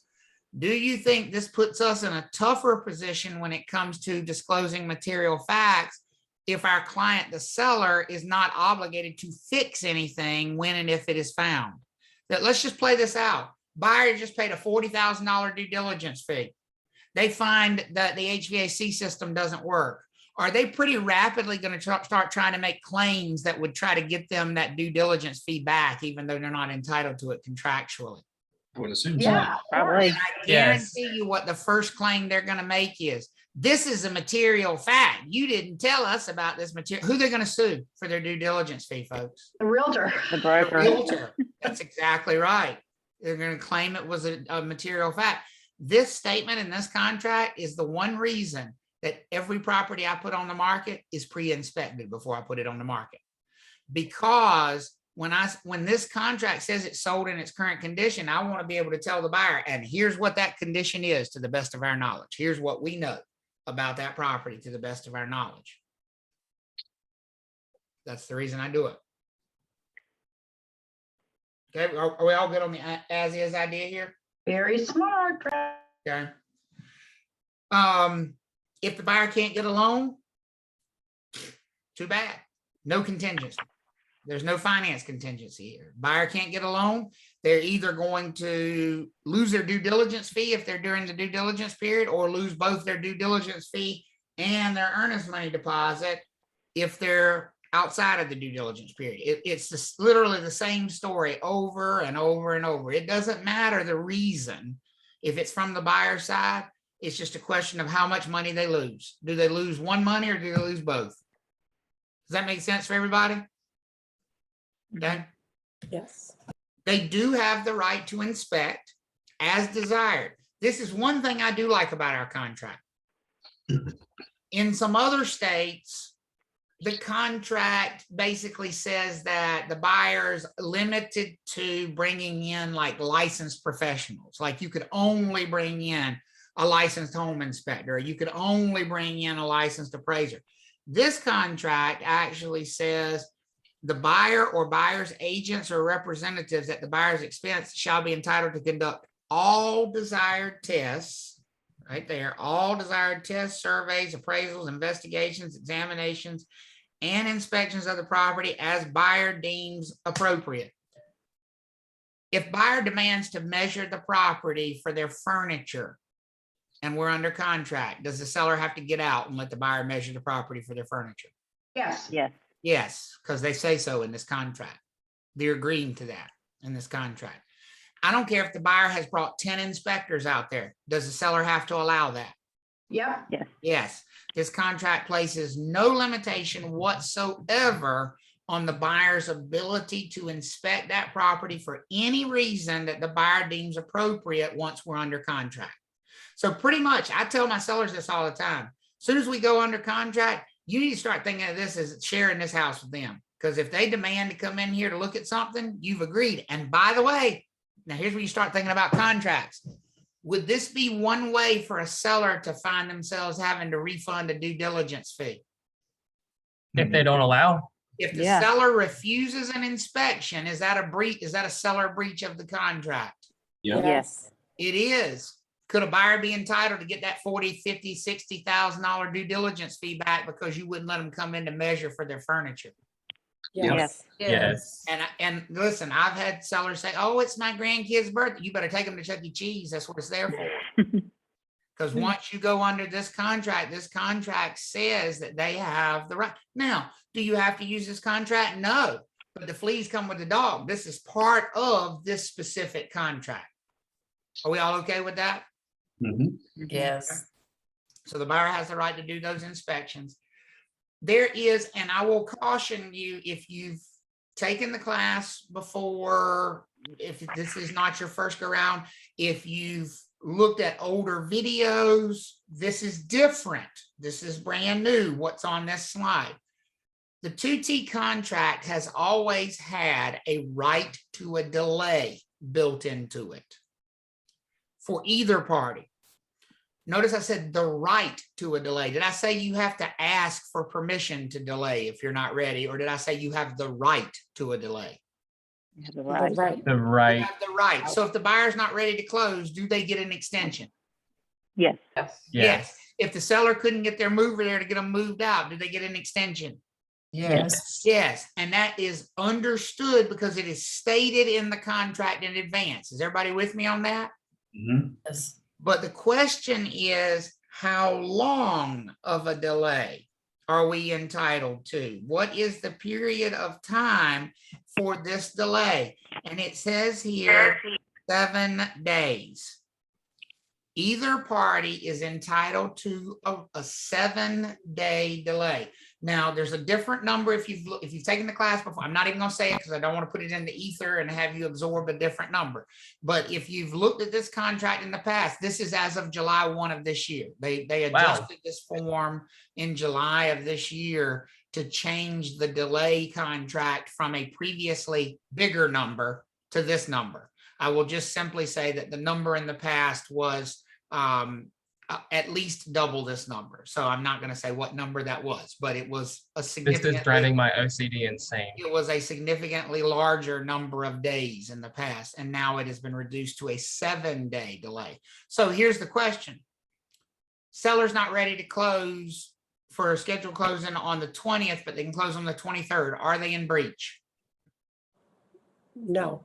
No. Oh, Is this within what? 7 7 days. days. 7 days. 7 days. Can we charge them a penalty? Nope. No, because the contract says in advance, it's understood that either party who needs it gets up to 7 days to delay. Does that make sense for everybody? Yep. Now, what it goes on to say, and the reason it's such a long paragraph, it says, if you wait the 7 days and the one party is still not ready to close, then it is a breach. It becomes a breach at that point in time, and whatever penalties for breach would apply,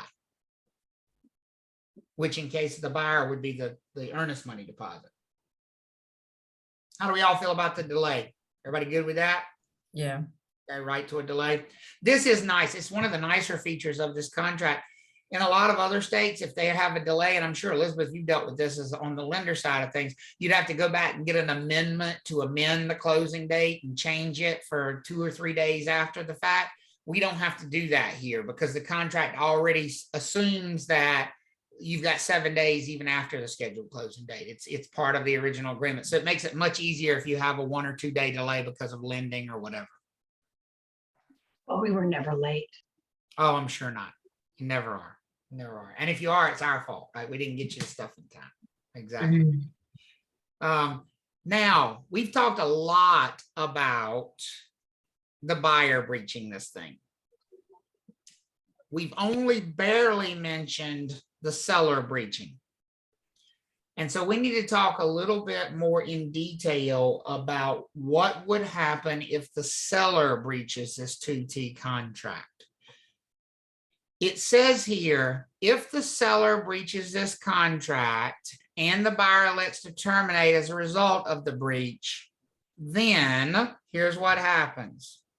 The earnest money deposit and the due diligence fee shall be refunded to the buyer. Everybody good with me on that?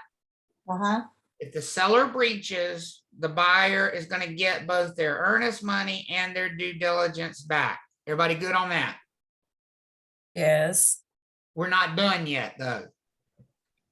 And the seller shall reimburse to buyer the reasonable costs actually incurred by the buyer in connection with buyer's due diligence. So, if the buyer had to pay for an appraisal, is the seller on the hook for that expense? Yeah. Yeah. Buyer paid for a home inspection, is the seller on the hook for that expense? Yeah. Yes. Buyer had to pay a new rate lock fee with their lender because interest rates went up and they had to pay a fee to lock in their lower interest rate. They cannot because they couldn't close on time because of your breach. Yeah. Yes.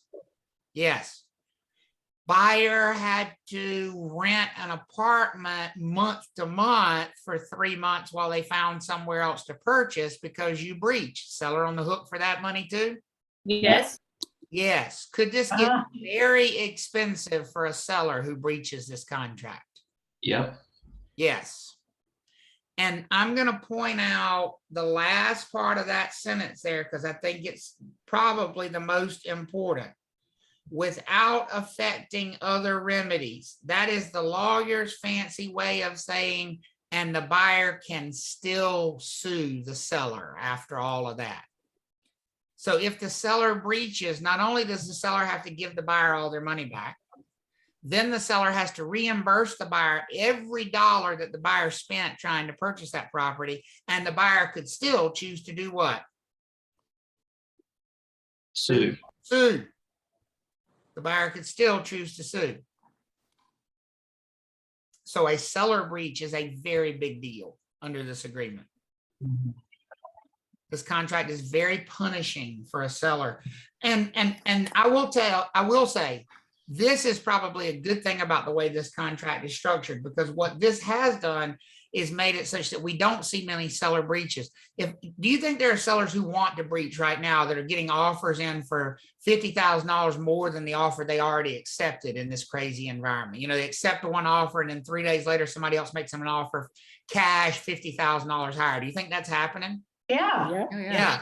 And that seller has an enormous temptation to breach and take that higher offer. This pretty much scares them out of doing that. We actually had a lawsuit like this that was just settled last week in Wake County. And the seller breached and the buyer sued them. And the buyer ended up buying another house, same neighborhood, but it had to pay $20,000 more than the contract price with this seller because, you know, they got caught up in the competition again. And the judge ruled that the seller had to give back all the buyer's money, due diligence fee and earnest money, had to pay the buyer for the inspection, had to pay the buyer for the appraisal, had to pay the buyer's agent's commission on the transaction, and had to pay the buyer $20,000 to make up the difference that the buyer had to pay on the next purchase. Lord help them.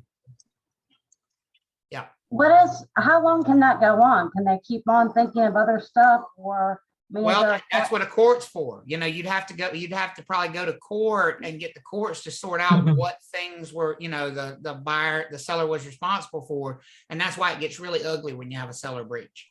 And that's Kind why of like I'm so thankful we don't have very many seller breaches. it's kind of like that saying that goes like, you think of all the better things to say in an argument after it's ended. Yeah, that's it. That's exactly right. But do you all see how much cleaner the contract is from the standpoint of the buyer breaching? If the buyer breaches, do we know exactly what it's going to cost? Yes. Earnest money. Yes. Earnest money. And that's the beauty of what kind of damages are those? Liquidated damage. Liquidated damages. When you have liquidated damages, they prevent all this ugliness of having to sue and go to court and having this open-ended, well, how much can we get type thing. Maybe you can remember that by like the buyer and the seller fill up how much in the cup that the buyer is going to have to drink if they. Well, that's if right. They breach. Yeah, right. They know in advance, right? The seller has no idea if they breach. The most common breach is not actually the seller just changing their mind. I think that's the one that comes to mind for people when we think about a seller breach, but that's not actually the most common example of a breach. The most common example of a seller breach is they cannot deliver marketable title. They are unable to deliver marketable title. So sellers should be really sure that they don't have title issues before they put, and this is one of the reasons, here's one of the things I recommend to my sellers now. I recommend they pay an attorney to do a title search before we ever put it on the market. Because for a couple $100, they can have a title search done. Would this be a disaster if you got under contract and the buyer's title search found that you had this title issue that you couldn't close, and now you're in breach and got to go through all of that on the previous page because you're in breach? Would that be pretty bad from the seller's perspective? Absolutely. Yeah. So one of the recommendations I give to sellers is let's have a title search done. It's only going to be a couple $100. We're going to have one done eventually anyway. Let's just do it before we put the property on the market. Make sure we don't have this problem. Okay. Everybody good with that? That's actually the most common example of a breach. There are several standard addenda that are available for use with the 2T contract. So let's talk about what that word addendum means. An addendum is an addition to. If you pay attention to the first three letters, you'll really basically have the definition. An addendum, or addenda is the plural of it. If you have more than one addendum, you have addenda. An addendum is an addition to a contract that is made at the time of offer. It's not, you don't use addenda after you're already under contract. You don't use addenda to change a contract that you've already agreed to. You use addenda if the standard offer that you're looking at doesn't contain language that you want it to contain. So like, for example, Henley asked earlier about, well, what about VA loans that have that appraisal contingency in there? Everybody look right here. Notice this one right here. If somebody was making a loan and was getting FHA or VA financing, they would need to check that box and say that they were including with their offer the FHA VA finance addendum, which is basically saying we're adding to this is not going to be just the normal version of the contract. It's going to be the normal version of the contract plus whatever this other agreement says. Does that make sense for everybody? That's what an addendum is. And so that's used during the offer process. If you during the offer process. If you want to make a change to a contract, so after you're already under contract, you've decided, oh, we need to change the closing date, or we need to change the purchase price, or we need to change something else about the contract. You need an amendment to change. Addenda are additions during the offer process. Amendments are changes once you're already under contract. Everybody see the difference there? Okay. And there are a few of them that I've listed here that, basically are the most common. The additional provisions addendum is used to agree to repairs or deadlines on the offer. So if a buyer wanted to say their offer was good until Wednesday at 5 p.m., they would use that additional provisions addendum as part of their offer. Look at this one. If the property's already under contract, what addendum would you want to include with your offer? If you still wanted to make an offer on a property that was already under contract, you would need to include the what? The backup contract addendum, which is basically saying you understand your contract cannot be in first place because there's already an existing contract on the property. And you're just getting in line in case that one falls apart. Okay. Travis, can you go back for 1 sec? Yeah. I'm noticing up here in the addendum that there's a new construction addendum. There is. So let me tell you what that is used for. It's a good spot, and I'll point it out because we said you shouldn't use this one in new construction. You would use this one on the rare occurrence where you find a new construction house, which is 100% complete and not under contract. Gotcha. So basically the buyer is buying a house that's never been occupied, but it's done. It's finished. A spec home. Okay. You could use this contract for that. The only reason it would work at that point, because it says the contract's going to be the property is going to be delivered in the same condition. Well, it's finished, so that works. So they have an addendum that basically says this contract is not normally used for new construction, but since the property in this case is 100% completed, the parties have agreed to use the 2T contract, and that's all it does. It addresses that. Perfect. Yep. Yeah, it would still not be appropriate for use when you needed to finish things about the property. Yeah, got it. Okay. There does not have to be earnest money. There does not have to be a due diligence fee. All of those things could be zeros. There's no requirement to have any of those. They are negotiable amounts of money, and zero is a negotiated amount. If the buyer wants to offer a zero due diligence fee and the seller is willing to accept it, guess what? It's a zero due diligence. And would the buyer, by the way, still get a due diligence period, even if they've paid a zero due diligence fee? Yes. Yeah. The two are not, directly related to each other. Whatever period of time you put on that line that says the due diligence date, that's the period of time you get. Whatever number you put on the line, that's the amount of money the buyer pays.